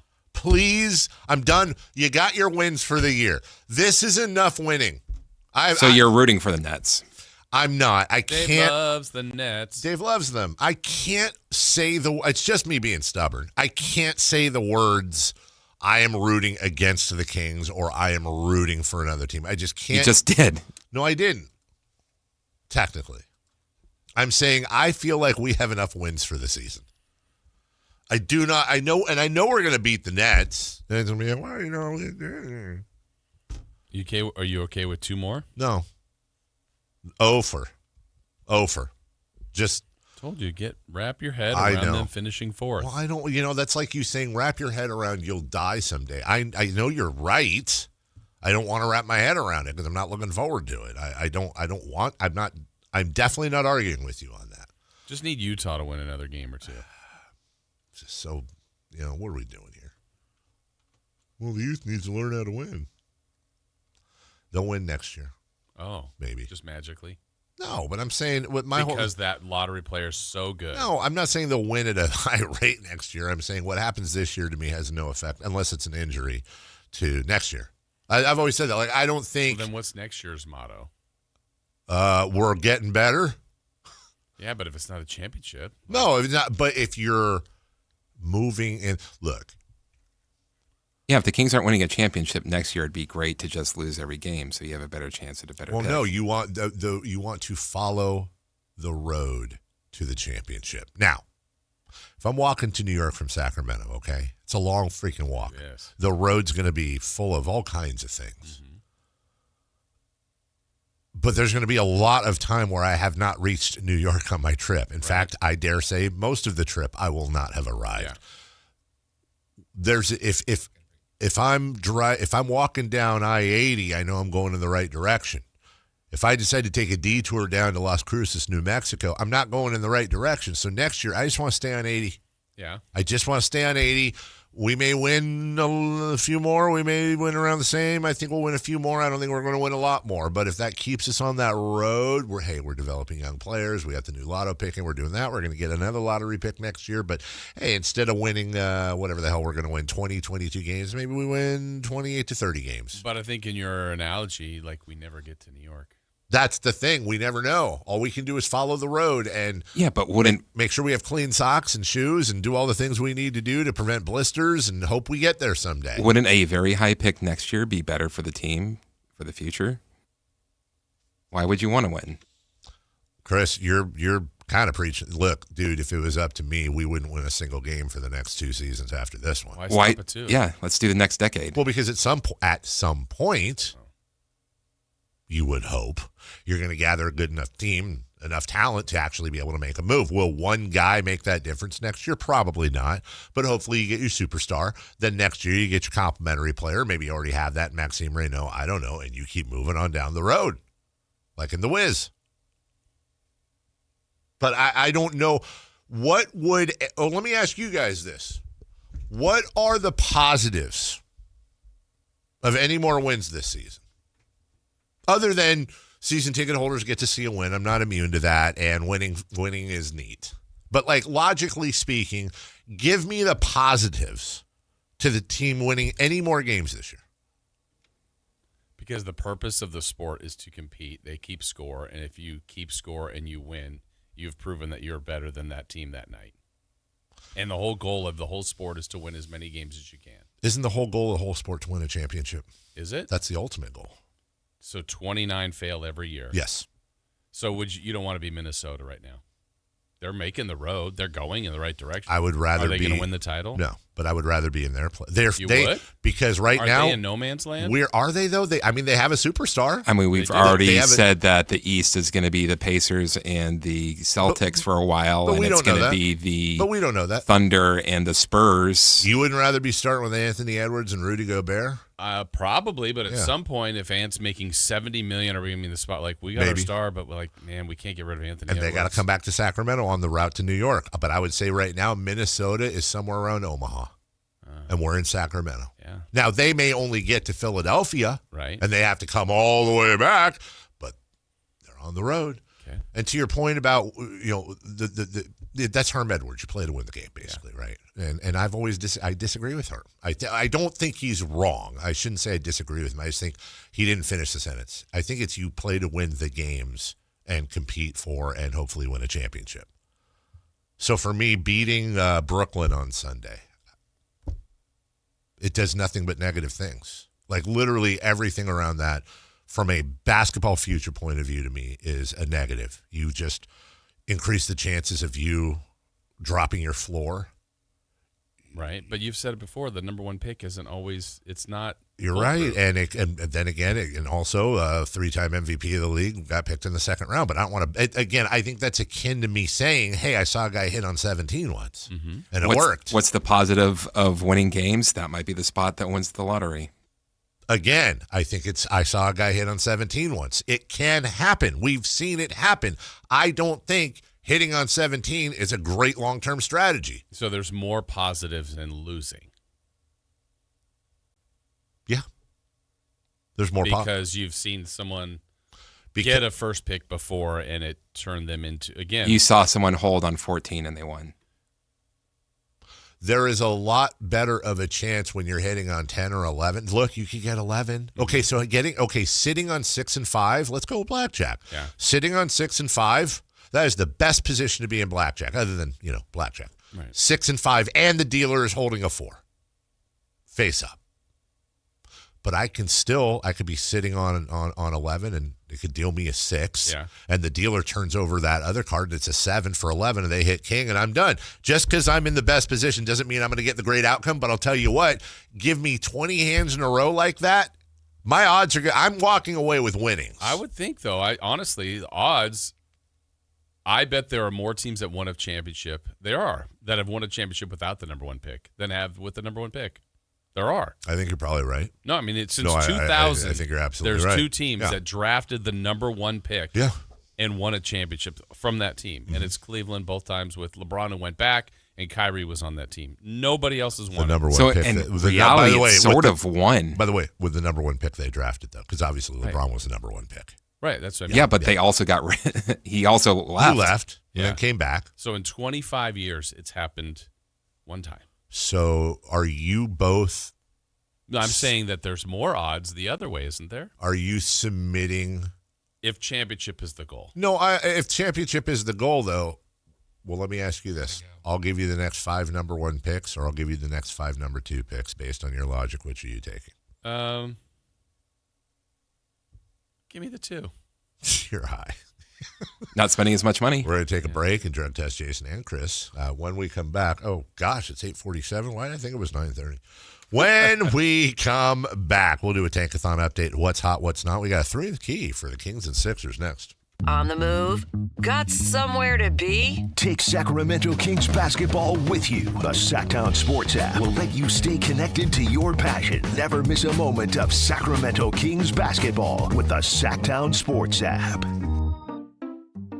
We just want to have enough money for retirement. And travel to visit our grandchildren. I understand. That's why at Fisher Investments, we start by getting to know each other, so I can learn about your family, lifestyle, goals and needs, allowing us to tailor your portfolio. What about commission-based products? We don't sell those. We're a fiduciary, obligated to act in your best interest. So how do your management fees work? We have a simple management fee based on the value of your portfolio.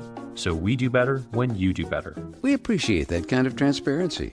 We also check in with you regularly to keep you up to date on the markets and your portfolio. Well, what other services do you offer?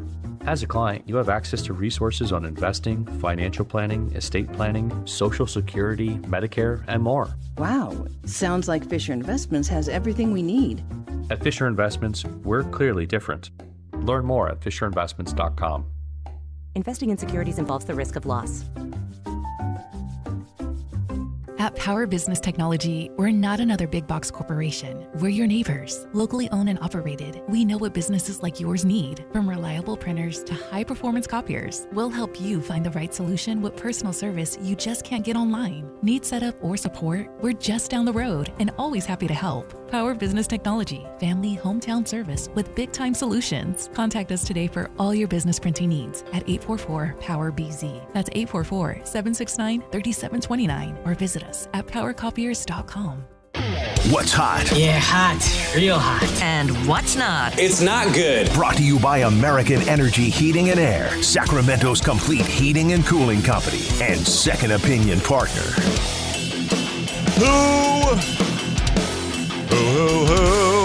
Who's hot?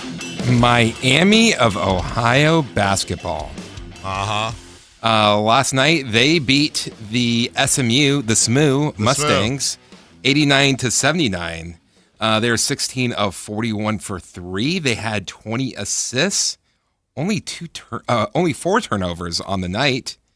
They are the first team in NCAA tournament history to score more than 80 points, have 20 or more assists, make 15 or more threes, and have fewer than 5 turnovers. Jason, is that good? That's great. That's actually really good. Hold on. Somebody's saying to answer the phone. Hello. You said answer the phone on the text line. I'm answering the phone. Good morning. Good morning, sir. How are you? Good, JR. How are you? Why are you trying to boil the ocean? Wait, wasn't that a Toad the Wet Sprocket? Boil the ocean, swim for the shore, something. Until Chris, they're easy on the dump button. I didn't do anything bad last time. Let's not revisit it. And yes, you did. You his used dump button finger is like his financial advice. Very poor. Well, we rely on you, JR, to self-edit, and you don't walk the line. You are Simone Biles gymnasticking on the line. You bet. I'm waiting for my dismount. You hang on. Okay, go ahead. Jason, how you doing? I'm great. How you doing, big man? It's good. Oh, yeah. Top school. Yeah, how about that? Top California school, D1 college basketball. And it's St. Mary's, a school of 3,000 students. St. Mary's UCLA final, JR. Oh, can it work that way? Yeah. No, I don't think it can. Well, in my mind, it can. If you dream hard enough. Well, yes. It's funny because I think if they win, they got to play Houston, St. Mary's in the second game. Oh, yeah, Final Four then. Never mind. I forgot Gira. What about our friend over there, Dave, with his USC fans? How are they looking in this tournament? They're not even in it. Dave loves LA. Dave loves it. They're in the women's Dave loves tournament. it. USC, USC. Yeah, I give the Kings 1 year. I want them back in the finals next year. Wait. Back in the finals. Wait, what? Arctic Ocean is the best. Thank you, JR. Stuck the landing. Who's not hot? The Indiana Pacers. Oh, yeah. They lost last night 127-119 to the Portland Trail Blazers. That is their 15th loss in a row. I mean, they lose out. They'll get to 28. Let's tie remember the record. Let's remember that in the draft lottery is all I'm saying. Yeah, when they pick 5th and it goes to the Clippers. I mean, yeah, they pick 5th, they're screwed. Why are they screwed? They're getting one of the greatest point guards of all time. No, it goes to the Clippers. Idiot. 3 in the key. Kings, Sixers. I've absolutely got nothing. I can't think of anything that rhymes with Philadelphia. But I will say Philadelphia has a really good cream cheese I like to put on bagels. That was more of a like those the poems that don't rhyme. Yeah, whatever like those are. Yeah. What? Embiid, indeed. Sixers. Fixers. Tricksters. Lister. Paul George. Nick Nurse. Paul. Chris. Marquise Chris. Paul George. Brett Favre. George Brett Farfignugan. Remember Farfignugan? Yes. That was a thing. 3 in the key. King Sixers. All right. He's coming off a massive game, a career high. The rookie Max Renaud. Berger. How many points for Max tonight? I wish I knew if Russ was starting. I'll say 18. Well, if he's playing, he's starting. Yeah, that's a good point. From the 916, fruit salad sucks. Sorry, Jason. Oh. Someone's behind. You text that. I did not. 21 for Max. From the 916, Dave. 24. Dave, you say I'm a jilted ex when it comes to De'Aaron Fox. Christopher Lott is a whole-ass stalker when it comes to Tyrese Halliburton. Ah. The hate is strong with both of them. The whole thing. He wants the whole thing. Back to you. All right, Chris, you said 24? Yes. All right, now we're going to do 3-pointers made by Philadelphia and by Sacramento. 17 Philly, 9 Kings. 13 and 10 Philly, and that's the Kings. Chris? 14 and 8. Oh. Okay, and then the random stat you are picking tonight to be just amazing. VJ Edgecombe will bust 25 points. He's going to bust 25. Bust it. Bust 25 points. Clifford, is it? Neek? Clifford. He's doing it. First career triple-double. Whoa, wow. If you get that, you win the month. You might even win the whole season with that. What would you do with the prize? I got March. It is a $20 gift card to Sam's Club. Okay. You can get a hot dog. A couple of them. A few of them. Yeah. You could get 5. Actually, you could get 10. 10 hot dogs for 20? 19 because tax. Hot dog and Cokes. Okay. Or sodas. It's a lot of eating. Anybody ever get the pizza melt or whatever the hell it is? Isn't it like a cheddar broccoli? Chicken bake? Chicken bake, that's what it is. Someone doesn't watch the Costco, guys. Okay, I don't. It's not someone. I don't. I don't. Jason, you don't either. Have you ever had the chicken bake? No. Okay, I haven't either. Someone watches the Costco guys but doesn't eat them. Well, it's got chicken in it. It's probably healthy. And it's baked. Yeah. It's baked. It's not fried. It's not chicken fry. Yeah.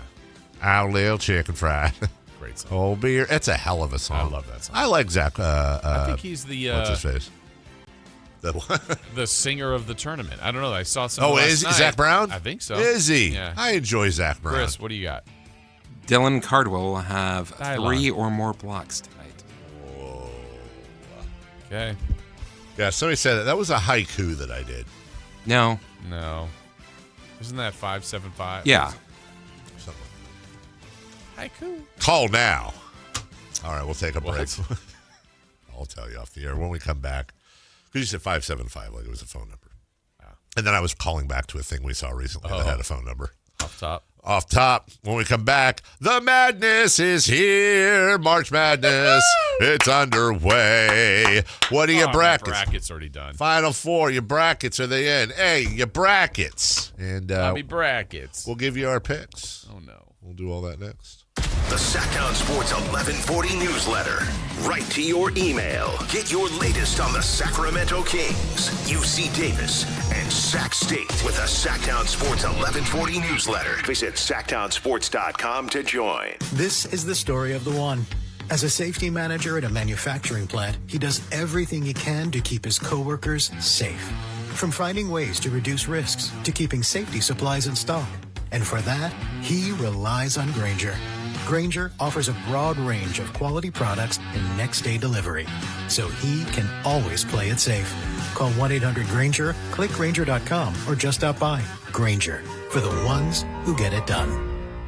Running a business takes grit, vision, and a partner who believes in your success as much as you do. At Valley Strong Credit Union, business banking is built around you, the entrepreneurs, the growers, the dreamers, powering our community. Whether you need flexible checking, faster payments, or financing to take your next big step, Valley Strong brings local expertise and real relationships to every stage of your business. Because when local businesses thrive, the whole valley grows stronger. Valley Strong Credit Union. Grow your business, grow your future. ValleyStrong.com/business. Cashback is not available on gas in New Jersey and Wisconsin. Billy, your gas light's on. We need to stop and fill up. No way, Jen. Gas around here is too expensive. We can make it a little further. Billy, listen to your big sister. You don't need to drive all over searching for the lowest gas prices. Do what I do and use Upside. Upside? Do you live under a rock, Billy? Upside is the hottest cashback app out there. It's free to download, and you get real cash back for every gallon of gas you buy. I use it all the time, and I've already made around $200. You can make that kind of cash back just for buying the gas you have to buy buy anyway? Yes, I'm looking at the Upside app now, and there's a gas station at the next exit offering 25 cents per gallon cash back. Okay, I'm stopping to download Upside and fill up my tank. Download the free Upside app now to earn cash back every time you buy gas. Use promo code LAUGH to get an extra 25 cents per gallon on your first tank. You can cash out anytime right to your bank, to PayPal, or a gift card for Amazon and other brands. Just download the free Upside app and use promo code LAUGH for a 25 cents per gallon bonus on your first tank. That's code LAUGH for a 25 cents per gallon bonus. When you take the time to shop at Folsom Lake Honda, there's one thing you'll always find: happy people ready to serve you. As a family-owned and operated dealership since 2009, customer service is our #1 priority. Our customers love doing business with us, and you will too. Looking to own or lease? During the spring sales event, drive a brand new Accord or Civic. Visit us today at FolsomLakeHonda.com, your one-stop Honda shop. Folsom Lake Honda. Yeah, your one-stop Honda shop. Capital Casino is conveniently located in downtown, 411 16th Street, and has been a part of the greater Sacramento area for over 20 years. They offer the best variety of games in the region in a safe and friendly environment, and there's plenty of parking, all well lit and monitored by security. Come have a great meal at the cafe and restaurant inside. Capital Casino has the best food, the best service, and the best action. But please always remember to gamble responsibly. 1-800-GAMBLER. KHD1 Sacramento, KYMX HD3 Sacramento. From the Power Business Technology Toshiba Studios. This is Sactown Sports 1140. The Carmichael Dave Show. He's on the microphone when he's not on the microphone. He's playing a song, and when he's not playing a song, he's on the microphone, and then boom. With Jason Ross. No, he didn't. Yes, he did. Call or text at 916-339-1140. It's the Carmichael Dave Show with Jason Ross on Sactown Sports. Oh, yeah. Oh, yeah. Oh, ladies and gentlemen, let's get busy. Jason, I was just admiring your banana. No, you weren't. You hate this guy. I was looking at your banana. That's personal. I went through that yesterday. I couldn't help but notice I, too, have, I would like you to look at my banana. This is what a banana, well, it's not perfect. No, you don't like that one. There's a little discoloration towards the end here. But this is the top of my banana is how a banana, I believe, should be. In fact, maybe a little too much discoloration. Is this a recap of your dermatologist appointment? Yeah, I feel like This is. I have you guys out there with your dirty minds. If you're on YouTube, you can see I'm literally holding my banana, and watching you. This is a great banana. Honestly, the inside looks like perfect banana. Yeah. I'm not gonna lie. So, sometimes you can't really tell until you get to the banana what's going on. By the way, can I make you smile? Yeah. Adam Zucker, pumped to be here in New York, joined by Clark Kellogg, Kenny the Jet Smith, Charles Barkley. The madness is upon us. Here we go. Done. I've already been eliminated. Yeah, my team just lost. We're 38 minutes away from Troy in Nebraska. TCU, Ohio State's the first one. That's an 8-9 o'clock. Last 13 minutes. Number 9, TCU. Number 8, Ohio State. It's a bracket divider. I'm telling you, 8-9. Hey, I picked an upset, picked a 9. I don't know. Dun, dun, dun, dun. How do you feel about your bracket? Brackets? I always feel terrible about them until it happens. I saw a second one that was entered from... First one's Mason. Second one is Melissa. Okay. She was doing hers last night. Oh, so Mason was already there. Mason got in there right around when I did. I mean, we were just both. Jason, I like to say we're on it. Yeah. We're on it. I think you were one of the first to enter. I think I probably was. Some are coming in right now. Yeah, you can get a lot. Troy versus Nebraska. We'll start about a little under a half hour later. By the way, CBS gets the first game, followed by True TV. 10:30 TNT. South Florida versus Louisville. And at 10:50, High Point versus Wisconsin. I've seen a lot of people pick that one as an upset. Not a lot, but... It's a 12-5. Yeah. Closest matchup according to Vegas Ohio State at 1.5. What else is later in the day? At 11:50, number 1 Duke takes on Siena. That's on CBS.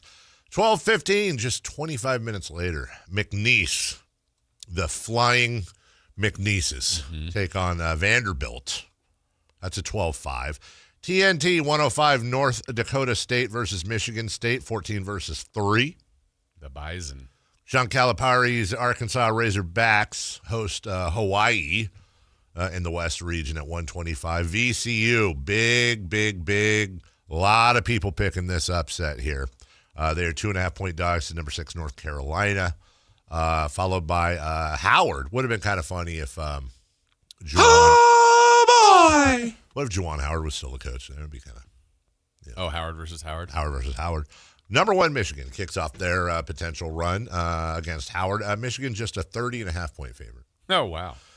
Number 11 Texas getting in there by the skin of their teeth. A lot of people looking at this upset as well. BYU is just a 2.5-point favorite. That's an 11-6. And then continuing the evening games. 4:35 Texas A&M St. Mary's. St. Mary's a slight favorite, 2.5 points. Pennsylvania, Illinois, St. Louis, Georgia. That's another big 8-9 matchup.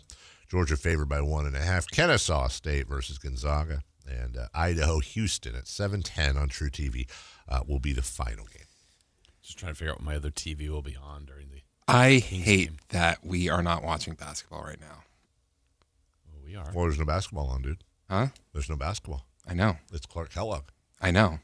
What do you mean? The game should start at 9. Oh, I got you. Not 9:15? 9 a.m. on the dot. That's why soccer is better than basketball. Because they start everything. I mean, I will say he's right It is about early for a basketball game. it is. But also it's noon on the East Coast. It's still kind of early. For them, it's lunch. Yeah. By the way, memo to moms and dads out there. If you were to go surprise your kid, if you haven't done it already, you got tomorrow. You want to pick up Mason?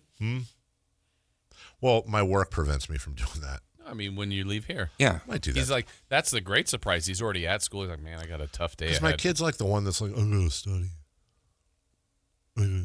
Go to a sports bar. Wow, you were looking for moments. I am. I'm all for it, man. You want to take him to AAU practice? You finish your banana? Yeah. I thought we were going to cheers. Touch bananas. Blinky. How do you feel about your picks? Terrible. I do. I always feel bad. That's a good sign. My main bracket. My main one. I have 2. Yeah, because then the other one will become the main. The other one's kind of like, I always do like, this is the bracket I think is going to happen.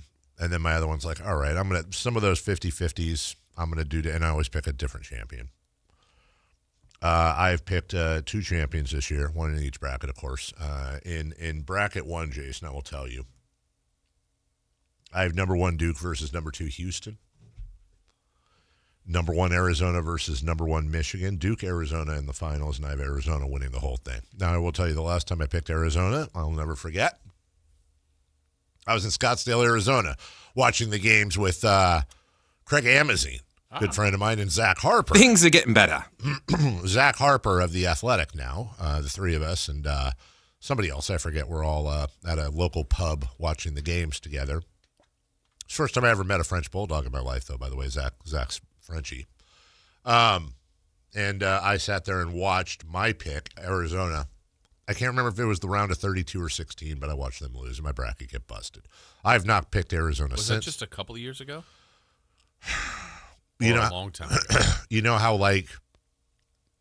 Because they lost here. I don't think they were that high. But, I think Princeton beat them here a couple, 4-ish years ago. I think this was a little longer. Okay. I think they were a 1 seed. Oh, gotcha. A 1 or a 2 seed. How's your main Final Four look?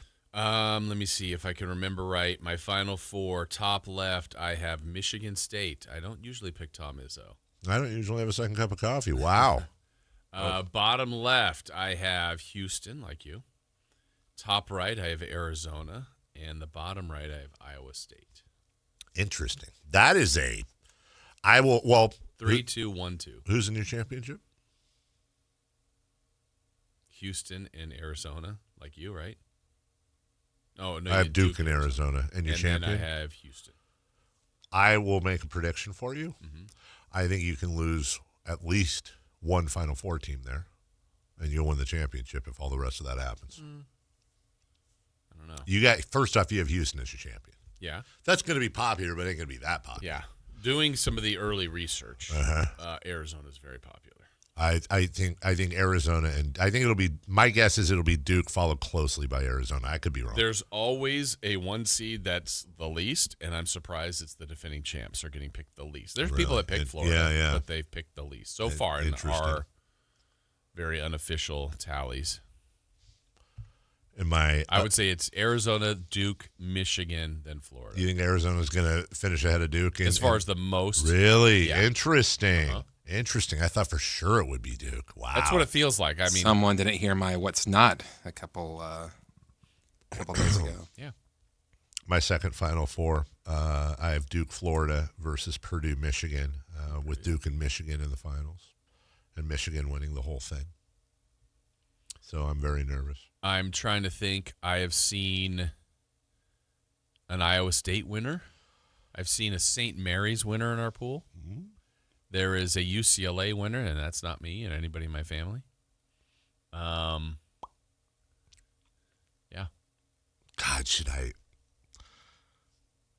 Oh, I have Duke in both my title games. Well, Duke is Duke. Something tells me I should switch Houston and put Who are you, Sean Cunningham? Put Florida in there. Do I put Florida in the title game? Did I convince you on taking Florida because it's the least? Nah, I mean, it's a great point. I feel nervous having Duke coming out of that bracket in both sides. I mean, they are the number one. I know, you're right. Hacksaw Bar says, it's going to be Arizona. Don't know why everyone's still guessing. Enter the pool. Yeah, seriously. How does it feel to be a one-time champion and still trying to become the first two-time champion? Yeah, it's a lot of pressure. Yeah. I'm not going to lie. It's a lot of pressure because every year you come in, you have that target on your back. Right. Everyone's looking at you because you have the blue jacket, if you will, for past champions because you're a blue blood. And people will want to touch the trophy. I just wish I knew what the handshake was. Look, dude, I'm not trying to be mean. I would tell you, but then I get kicked out. Yeah, I can't do it. I haven't won. I will tell you this much. The champions dinner was amazing. What did you serve? What did I serve? I did a potato salad. You had salads. I had salad. It was Salad a bar. salad buffet, basically, also known as a salad bar. And I had assortment of pizza from Round Table. I actually held my champions dinner between 11 and 2 p.m. at the local Round Table buffet. So we had a salad bar laid out. We had multiple different pizzas, and cola of Coke was the drink of choice. I would have liked to have gone. Yeah, but the presentation was great. Seeing you, honestly, you are the Jim Nance of this whole thing. Hello, friends. But then you kick me out. I can't go to the dinner. I just let everybody in. You let everybody in. You kick it off. You host. And all that. And then once you left I have to after go through the drive-through on the way home. we were in Jimmy Butler cabin, and you, I forget who the defending champion was, but seeing them put the blue jacket on me was amazing. And then we say goodbye to you. Yeah. And then I have no idea what goes on. It's like the music turns up when I close the door.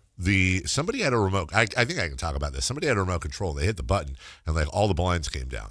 And then yes, from that point on, I can't say anything. I'll tell you this much: the special guest speaker. I did not expect that. And Can you let me know? Are the mascots there? I can't tell me. I'll give you the first word. I don't think anyone would object. I will give you the first word from the special guest speaker that night. Yeah. It was he got up to the podium and cleared his throat, and we were all in awe. And he looks at the crowd and he goes, "Say." That's a lot of inside baseball. Well, right now, those that are listening would know Kyle Madsen's mother-in-law. Yeah, is the defending champ. Let me ask you this real question here: Are you make the rules? Is Kyle still out in the tournament? Yeah. Yeah. Okay. I want him in there. Hello. This might be the year that Jason finally loses it. Why? I saw some cracks in the break. What? Describe him. So did my dermatologist. Thank you. What are we talking? I'm lost. He keeps getting asked the same questions every single year. How do I pay? Did you get my bracket? I don't know how this works. Here's just all my picks. You do it. I have a kind follow-up. Did you read the email? But did you get mine? That'd probably be Jason's follow-up. Would be like, it's a really good question. Let me know if you can't see the email I sent out. I put all the information in there. I heard Jason say the word. I did say brackets.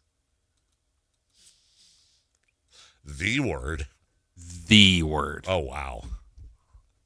Oh, row. Does it rhyme with flippopotamus? Okay, I thought that might be the word. Rhymes with truckin'. Wow. That word? Andrew Luckin?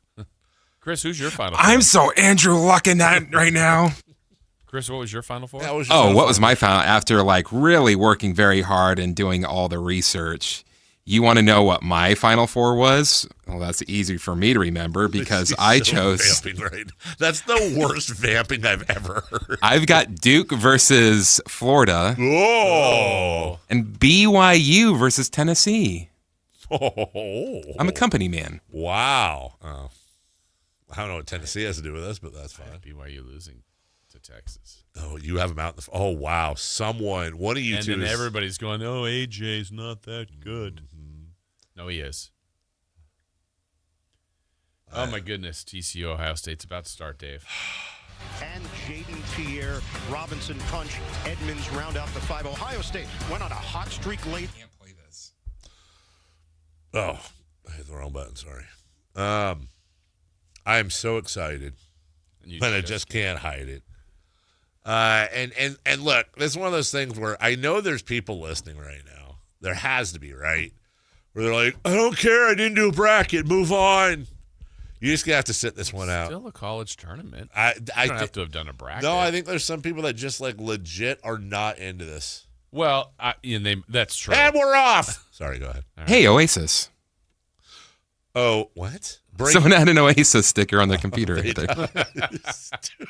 Whoever scores first wins. I forgot, by the way, there's breaking radio station news from yesterday. Our station? Major breaking radio station news from yesterday. Chris, do we have a major breaking he does. radio station news sounder? Breaking station news. Oh, wow. He's always got something ready to go. After very brief talks and negotiations with our promotions department, I am overjoyed to announce that the station Papa Shot will soon be housed in the old You're gonna eat it? golf section of the studio here, so that during the break, we want Chris can turn the cameras or whatever, and we're going to have Papa Shot. Yeah, because I've been losing my mind about changing the camera view. Well, no, for the last week. It does have I am not changing it for Papa Shot. It does have is there a Mama Shot? It does have a little bit to do with you, Chris, because we're hoping that having Papa Shot in here will prevent you from further violencing against Jason. You think giving me more balls will save Jason's face? But I do want to, since I'm the one that went and negotiated this thing, I feel like I get one thing. I get one decision. Maybe you guys disagree. I hope you'll agree with me. You're comfortable replacing your golf setup that you had? Nobody's using it. Oh. Nobody's using it. Are we going to be at that point with the Papa Shot? Probably at some point, and then we just rotate through. Maybe it's golf season. Maybe it's Papa Shot season. Wabbit season. I was told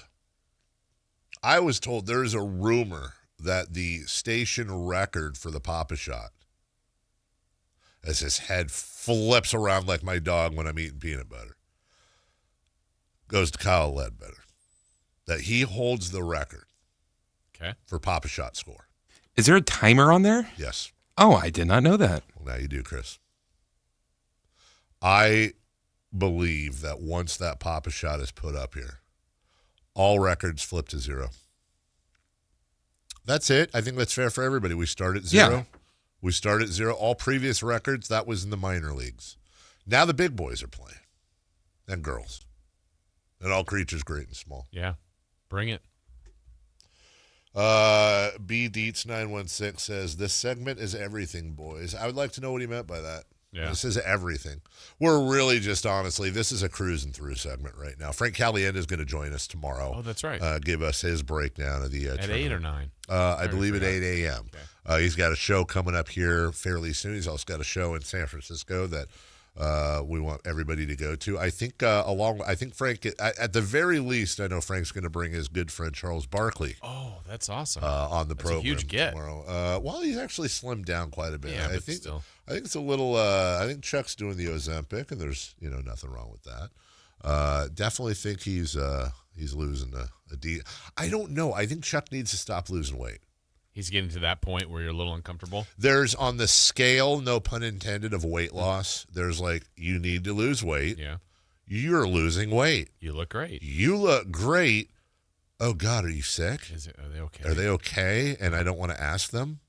Something's definitely wrong. To let's hang out as much as we can because no AAU basketball. I want to say didn't old friend Jim Cozumore once run into that thing? I'm remembering an anecdote. Either he asked somebody or somebody asked him. I honestly can't remember, but it was like, oh my God, are you losing weight? To the person, and the person was like, it's the chemo. And it was like, oh my God. Like that's the position no one wants to be in, right? So I think Charles is at the point. It's like, Chuck, you look thinner than you did when you were with Philly. Like you're not the rebound. Okay. You're the round mound of rebound. Okay. You're not the straight line mound of rebound. You're the round mound of rebound. Quick check-in, by the way, live look-in right now. Ladies and gentlemen, if you picked the upset, you're feeling good right now as we are a long way into this game. Number 9, TCU, leading number 8, Ohio State, 6-5. Jason, did you pick Ohio State?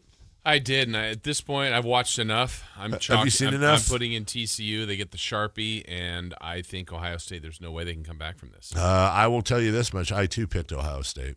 Yeah, so we're 0-1. We cannot have the perfect bracket. There goes that $1 billion. Thought it would happen this year. No, I picked them in both brackets.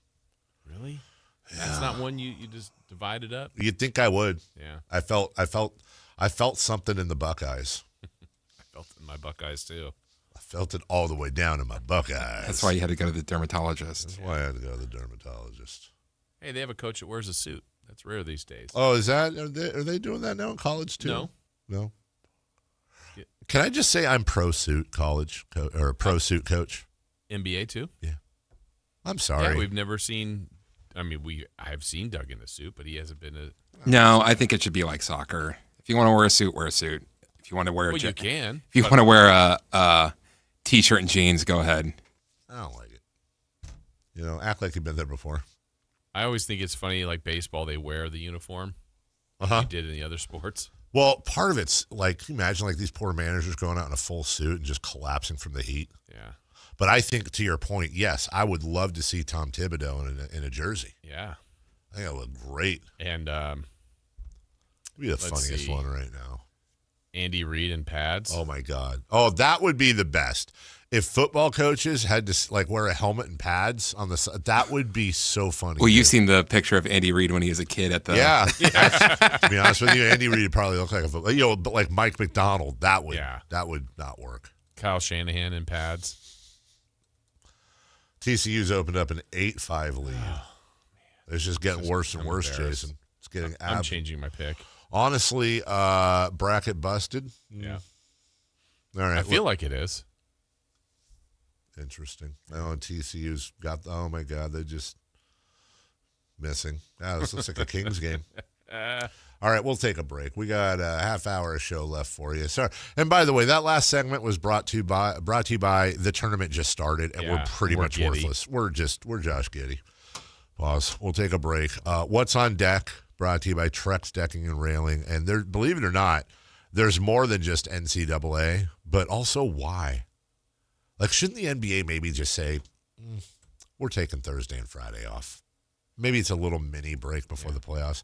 Because we'll go through all that, plus, obviously, the NCAA tournament, and so much more before we get to Matt and Kayla and Crosstalk. We'll do it next. For that dream vacation, Valley Strong Credit Union is here to help. With a Valley Strong home equity loan, you can tap into your home's value with competitive rates, flexible terms, and local guidance you can trust. Get approved in as little as 5 minutes, with funding in as few as 5 days. Your goals are within reach. Visit valleystrong.com to get your offer today. Valley Strong Credit Union. Grow your possibilities. Equal housing lender, NMLS number 456506. Spring is here, and there's really nothing better than hitting the open road in a new Honda. Whether you're shopping new or pre-owned, Stockton Honda has the selection and savings, plus get top dollar for your trade. And while life's roads are often filled with bumps, buying from Stockton Honda couldn't be smoother. Wherever the road you travel might lead, Stockton Honda is happy to get you there. Come in today or go to StocktonHonda.com. Anytime, anywhere, it's all here.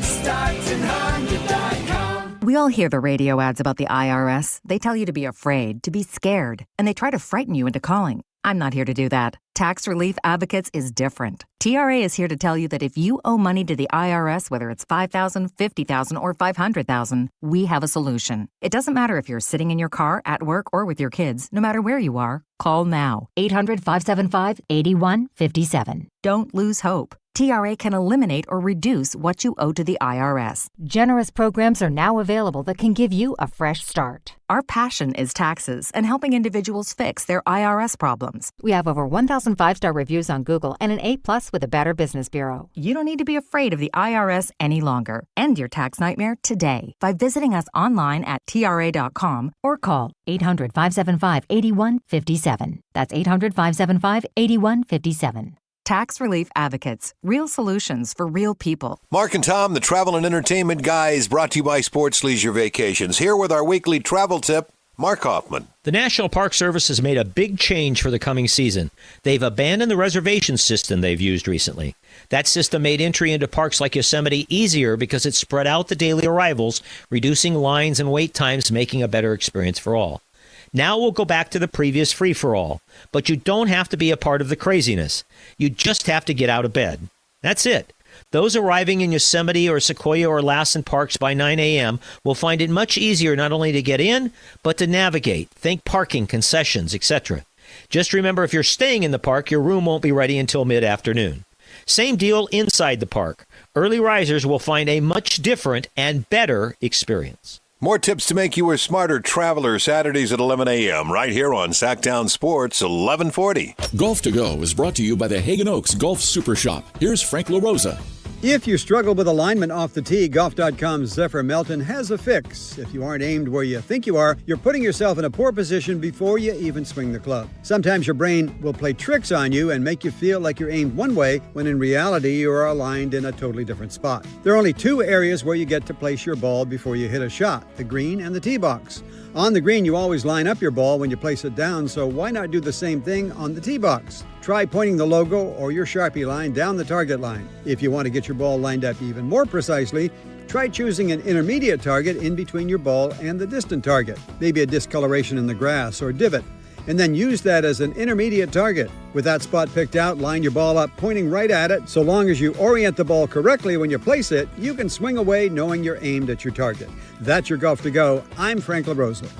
What's going on? We're talking to Chad Hoblet, a Hoblet Dodge Chrysler Jeep Ram in Woodland. He's here to tell us what's going on for the Declaration of Deal sales event. Come learn the art of savings with Hoblet when you save up to $13,500 off MSRP on new 2026 Ram 2500 and 3500s. Some are even available with 0% financing for 36 months. Plus, with the return of the iconic 5.7-liter Hemi with an all-new 10-year, 100,000-mile warranty, you'll find what you already know. This is the best Ram yet. But do you have the Ram I'm looking for? Yes, and if we don't, we'll order it for for you. The reason we are consistently one of the top Ram dealers on the West Coast is our huge Ram inventory, with over 400 available, including those hard-to-find heavy duties. Search, select, and save through their whole inventory at HoblettDodge.com. Nobody beats Hoblet, period. 13,500 net savings on select new 2026 Ram 2500 Limited Longhorns after 1,500 factory rebates. Discounts include 1,000 Hoblet business owner bonus with proof of business ownership. Rebates include 500 on-the-job upfit, much eligible upfit. Sample VIN 152135. 0% financing for 36 months, only available through SFS for well-qualified buyers in lieu of all rebates. $27.77 per $1,000 borrow. See dealer for details.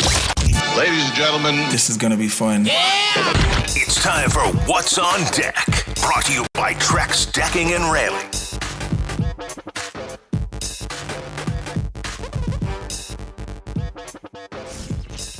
I don't know, Jason. TCU, no other way to say it, up until a second ago, was doubling up Ohio State. Yeah, but here come the Buckeyes. Here come the Buckeyes. Big basket. That's the basket that turns this around. You think that's what turns around the Buckeyes' tournament hopes? It was Jay Mobley Jr.'s. Ooh, Catino's cousin. Mm-hmm. Oh, R.I.P. Catino Mobley, by the way, my cat. Catino. Catino Mobley passed away earlier this year. I don't think I mentioned that on the air, as a matter of fact. Why would that be off the air? Of all the things you've said today on the air, why would you asking me if I fell asleep on my cat, therefore killing it? Like, what are the odds that would happen? When you're like, whatever I was, 11 years old, pretty high, and happens a lot. It happens a lot. A lot of people have had a kitten that they fell asleep with and woke up with a dead kitten buried underneath their, when they rolled over and the kitten did not do its job, did meow or something, and they accidentally murdered their kitten. That has happened to a lot of probably people in the world. Also, gentlemen, during the break, I will be showing you. I only watched 20 seconds of it and then I stopped. So Chris, don't watch it. But the first trailer for Peter, like trailers. For Peter Farrelly's Balls Up. I saw it already. What's that about? What do? You're working. But I don't go downstairs and walk around during commercials. You just sit there and go on Twitter and go, where's a new trailer? Yeah. The movie is called Balls Up. It stars Mark Wahlberg and Paul Walter Hauser. Great actor. And the film follows two marketing executives who pitch a bold, full coverage condom sponsorship for the World Cup, which comes out April 15th on Prime Video. Hey, real quick, as we get to What's on Deck, even though I rarely go to the movie theater. I was there last night. What'd you see? Undertone. What is that? Hold on. Hold on. Undertone. Jason, let's take guesses. Can you guess the production company? I'm going to go with A24. Okay.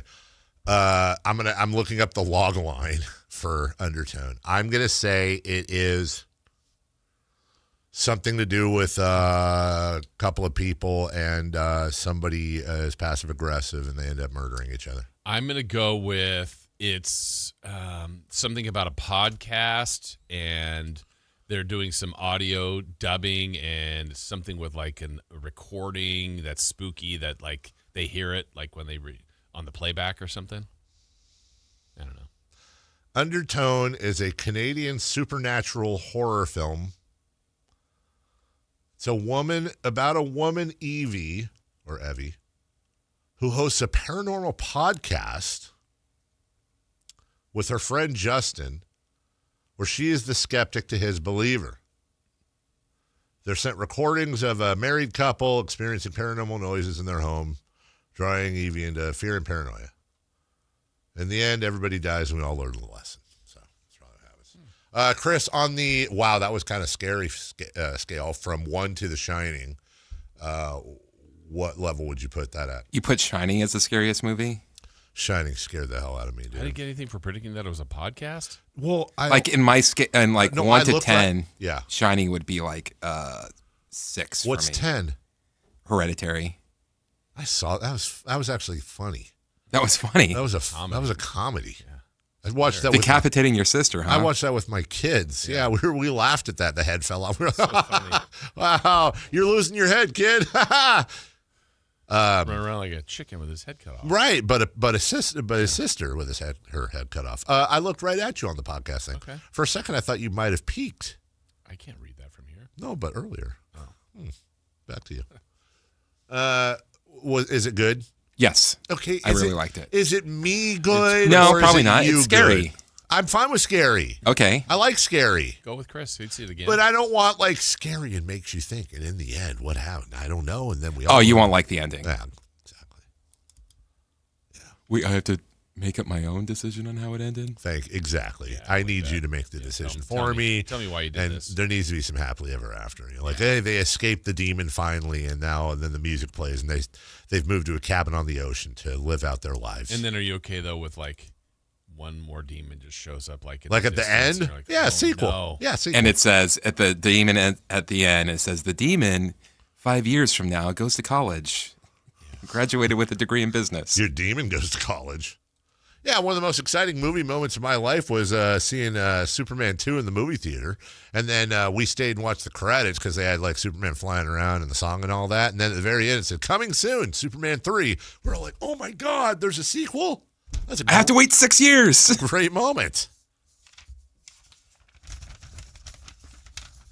Do you guys like the whole like, oh, these movies are coming to Prime Video or Netflix? Like, why do I feel like it lessens the movie?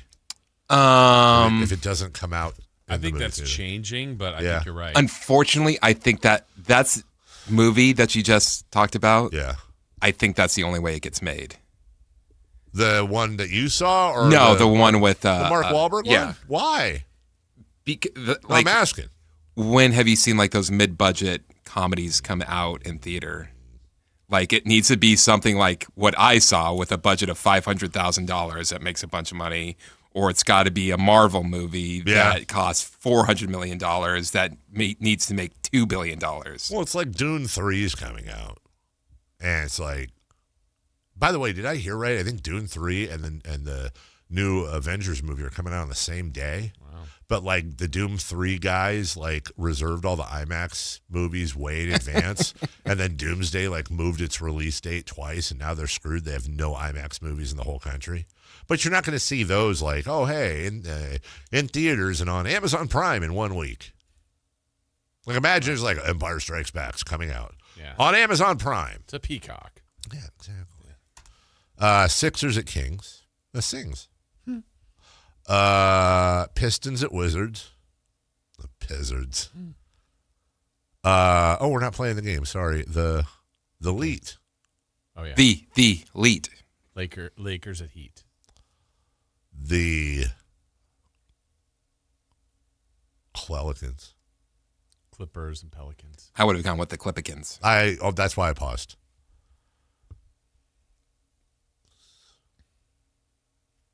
This is a hard one. That's a tough one. Uh-oh. It would be easy if it was reversed. The Sirs? I'm not really giving you. The Sirs. Sun Spurs? Yes, good job. The Buzz. The Buzz? Yeah. Buzz. Yep. 100% the Buzz, dude. The Buzz. That might be the perfect one. Bucks at the Jazz? That's right. That actually might be the perfect one. Are you ready for the Buzz? Can you feel the buzz? I like it the other way. The Jacks. That's what, yeah. The Buzz Jacks. Jacks would have been easy. Also, if it was Spurs at Suns, Spuns. That's easy. That was the nickname of one of my high school friends. Spun? Hey, look over there. It's Spuns. Yeah, you had a problem. It's good. It would have fixed my dishwasher, though. Is that what the two doctors said yesterday? Look at this Spuns. Felt like a piece of meat. Get your hands off of me. That's like my biggest nightmare, though. You know what I'm saying? What? That's my biggest nightmare. What? Arby's in the wrong moment, like that. Getting Arby's at the wrong moment? Not Arby's. Arby's. Oh. Why does it have to be R? Because it's random. Oh. It's random. That's what the R means? Yeah, like random. Okay. Like I didn't see it coming. What did you think it was? I want to know why is it red? Dude, seriously, you're at a doctor's office. Yeah, I'm not into that. Okay. That's when I'm going, why is it you were referencing the old Robert De Niro boxing film. Yes. Yeah.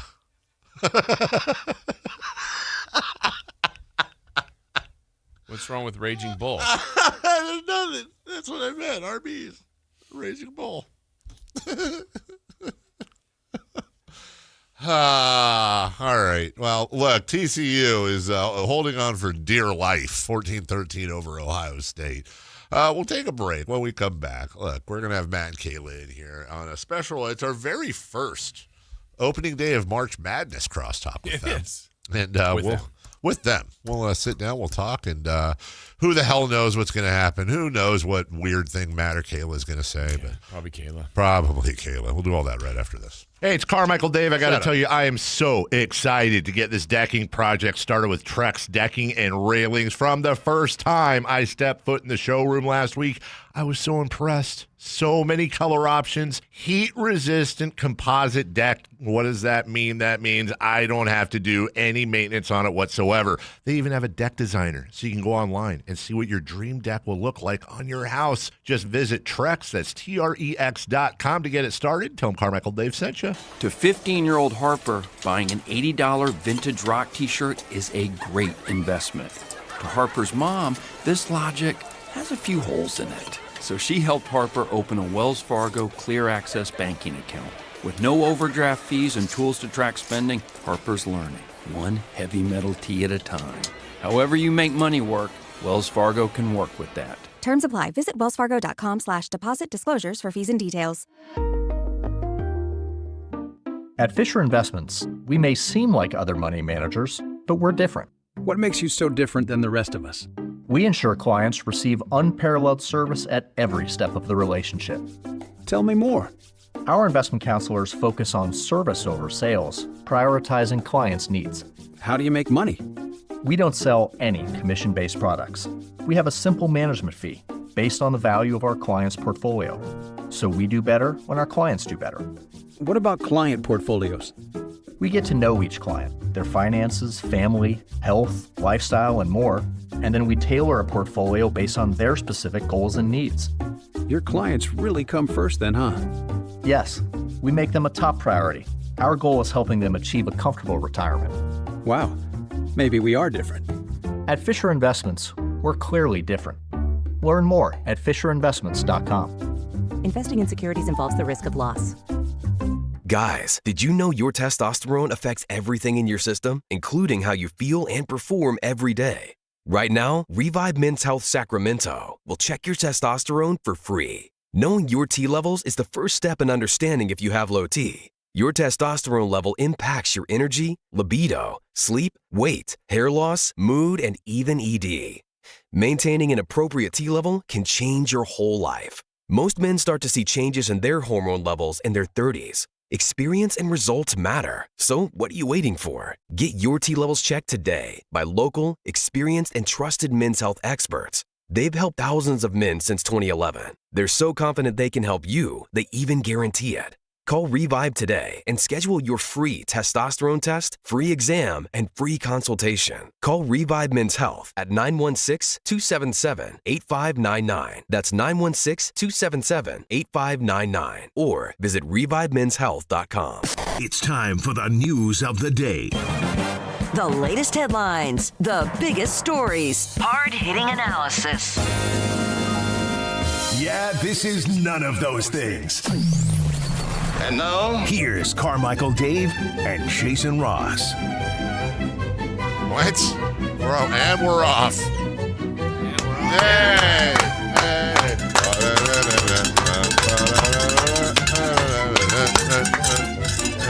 Toothpaste. Kayla just tossed a random, largely used, thing of toothpaste onto the... I gotta be on. Like, she's got her. Is that technically called a purse, or is there some other word for it? Because it's bigger. It's a bag. Bag. It's a bag. Just like if you were to like, how many? Oh, okay, you know how they do the thing where it's like, what? It looks good. I just shaved my beard. Dermatology. Did you go to the dermatologist? I did. We'll get to that in a How's your butt second. skin? Oh, We'll yes! get to that in a second. You sound like Randy Macho Man Savage. Oh yeah. Come on. You know how they do the thing where they're like, guess how many peanut M&Ms are in the jar to win the thing? Yep. Like, if you had to, what would you set the over-under on separate items in Kayla's bag? Oh, this is just one of them. I have another one. That bag, I'm saying the bag you just brought in. Separate items, so we're taking everything into account. It Everything. could be a pack of gum. Okay, if it's a pack of gum, it's But that's- one. Right. It's Okay, not the gum each in there. individual thing, I'm 42. That's a good number, dude. number. That's a really good That's number. the over-under. It's established. And a half. I think I'd go under, but I think it's like 41. Like, I think you're almost on it. Matt? Oh, I'm going over. Yeah. Kayla, thanks. I what? said at the The beginning. I said at the beginning of the show, I owed you a thanks. Oh, you're welcome, Dad. I went Where are you? home. Said you owed her a high five. I did. Here. Oh, yeah. There Oh, you go. up top. Up top. Up top. Off top. Off top. Damn it. Yeah, I went home, and because of your advice, I took the shower of all showers. I mean, I just, like I said to them, if it was like a, by the way, don't isolate that. If it was like at a Quick Quack car wash, like I got the ceramic super clean, duck. yeah, ceramic Nice. duck whole Just a thing. loofah. I always use a loofah, but like I did the thing where like I sat down on my little tile thing in there, and like scrub Tushy. between my feet. I didn't like that at all. Yeah, no, like I'm saying, like I didn't like that image I at didn't all. just do a Down, once sprawled over. out. Yeah, Nope. I didn't do a once over. I used the really. Twice I over. think I might have used my wife's cotton candy soap or whatever the hell that is. Yeah, So you smelled good. I smelled great, and it was like right before I went in. Yeah. Right before I went in, and I went in. Yeah, it was. Tell her how the date ended, though. It was worse than I thought. As far like, I got in and it was a paper gown, Yes. if you will, Yep. and there was no tie on it. So hi, how are you doing? Didn't have a tie either? No, I had a white plastic Yeah, it was white. string thing that was on the side, but no chance was that a tie. Okay, What? unless it was broken. Maybe it was broken. I don't know, but it didn't work. There was no Velcro, not even like a little peely sticker adhesive thing, nothing.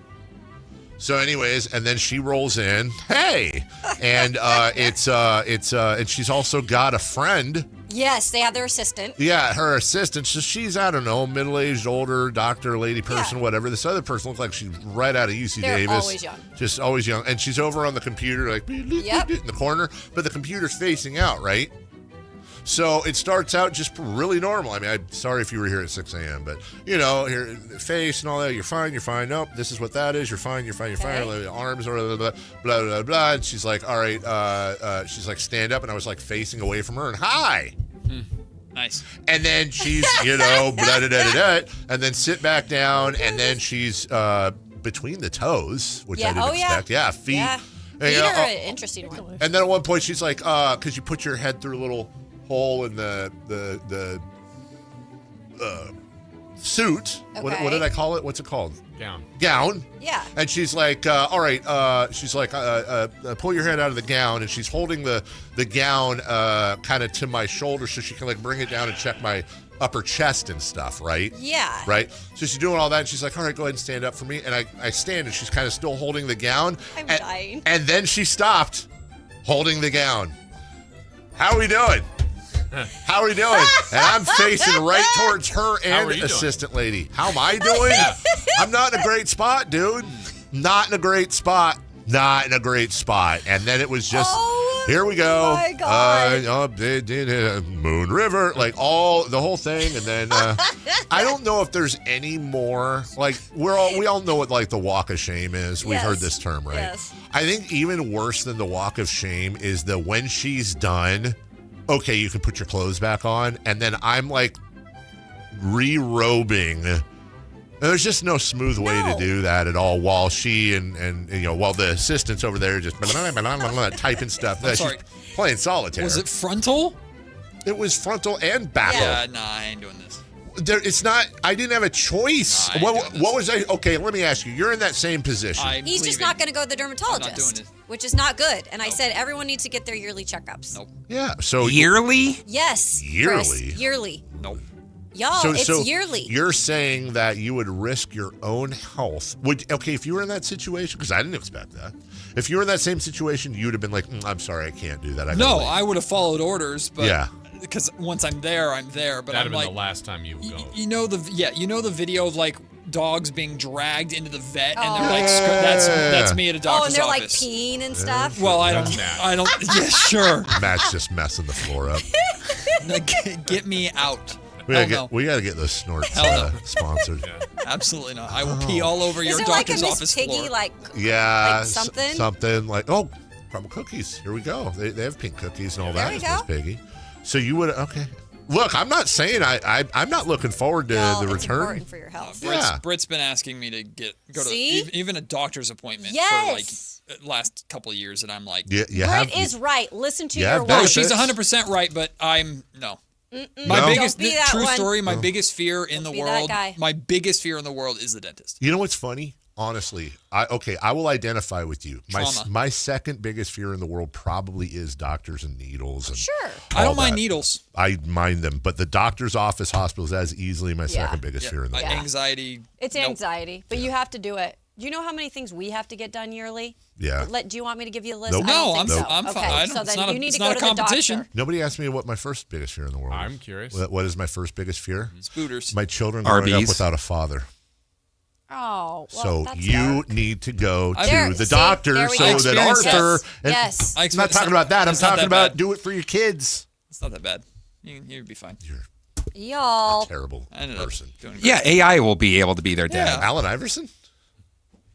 Kids. It is dark, but it's necessary. It is. If you can't motivate yourself, I'm proud of you for going to the Yeah, dermatologist. I don't want to do any of that. Trust me. Nobody's like, hey, you know what I'm going to do? I'm going to go stand naked in front of two people. Well, at and, least I warned you. You had no clue what that's you were I'm getting saying. yourself I into. would have had no Way to go, clue. Kayla. Thank No, you. I would have had all the post radio shows stink on me. Also, question. Wouldn't even have hit the cage-to-cage showers afterwards. What are they like? Just staring at you, going, and then taking notes on a clipboard, or are they like scanning you with a machine? What are they doing? No, Poking you? they're looking, they're talking, It's they're pretty quick. obviously measuring, they're weighing, they're doing all that stuff. They do Obviously measuring? There's a scratch and no, dude, no. It's very quick. It's quick. They're so used to. I mean, this is what they do.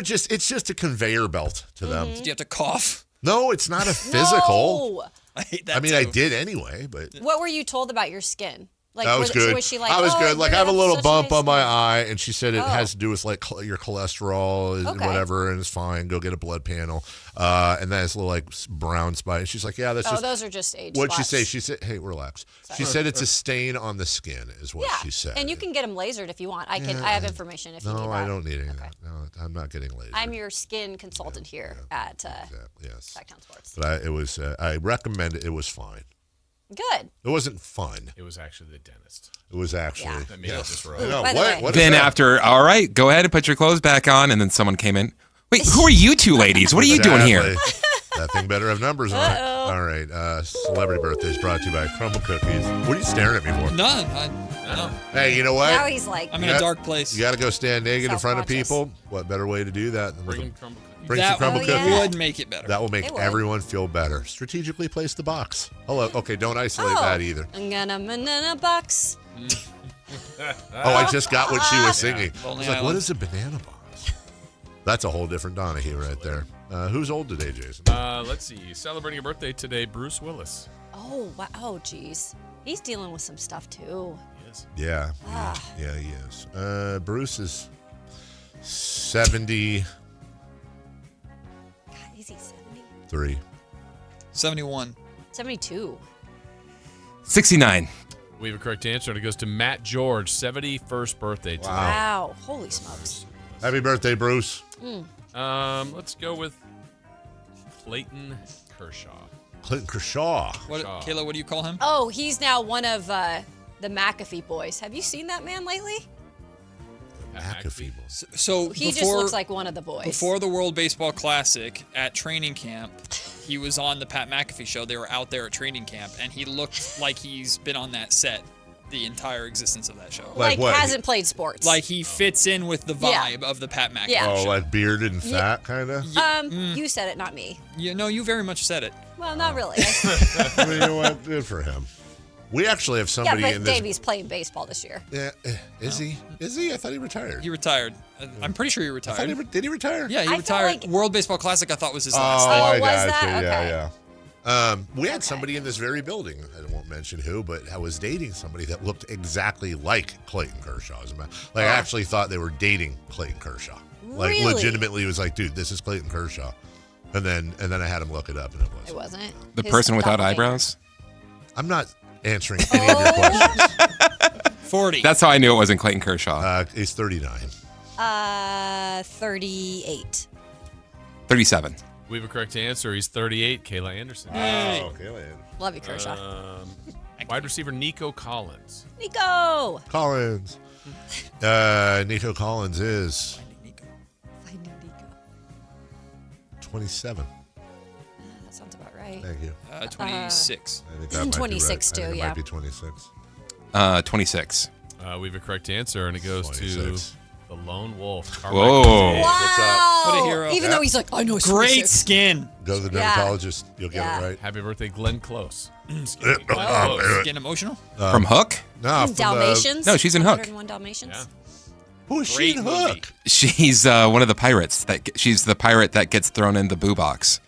Really? Are you serious? I know Yes. exactly what What? scene you're talking about. I didn't Was know that that just either. like an uncredited thing? Yeah. That's wild. Was that was the Run Home Jack? Yeah. Wow. Oh, it was way before It that. was? Yeah. The boo box. Yeah, the Boo Box sucked, dude. Glenn Close was the Boil the Bunny girl in Fatal Attraction, right? Yeah, she's 74. Also, the first ever Supreme Court Chief Justice appointed by Josiah Bartlett in The West Wing. Don't worry about that. What? 72. Yeah, the show The West Wing. Oh, yeah. But what does that have to do with Glenn? She 77. played the Chief was? Justice in the episode entitled "The Supremes." What did you say? 77. He's right.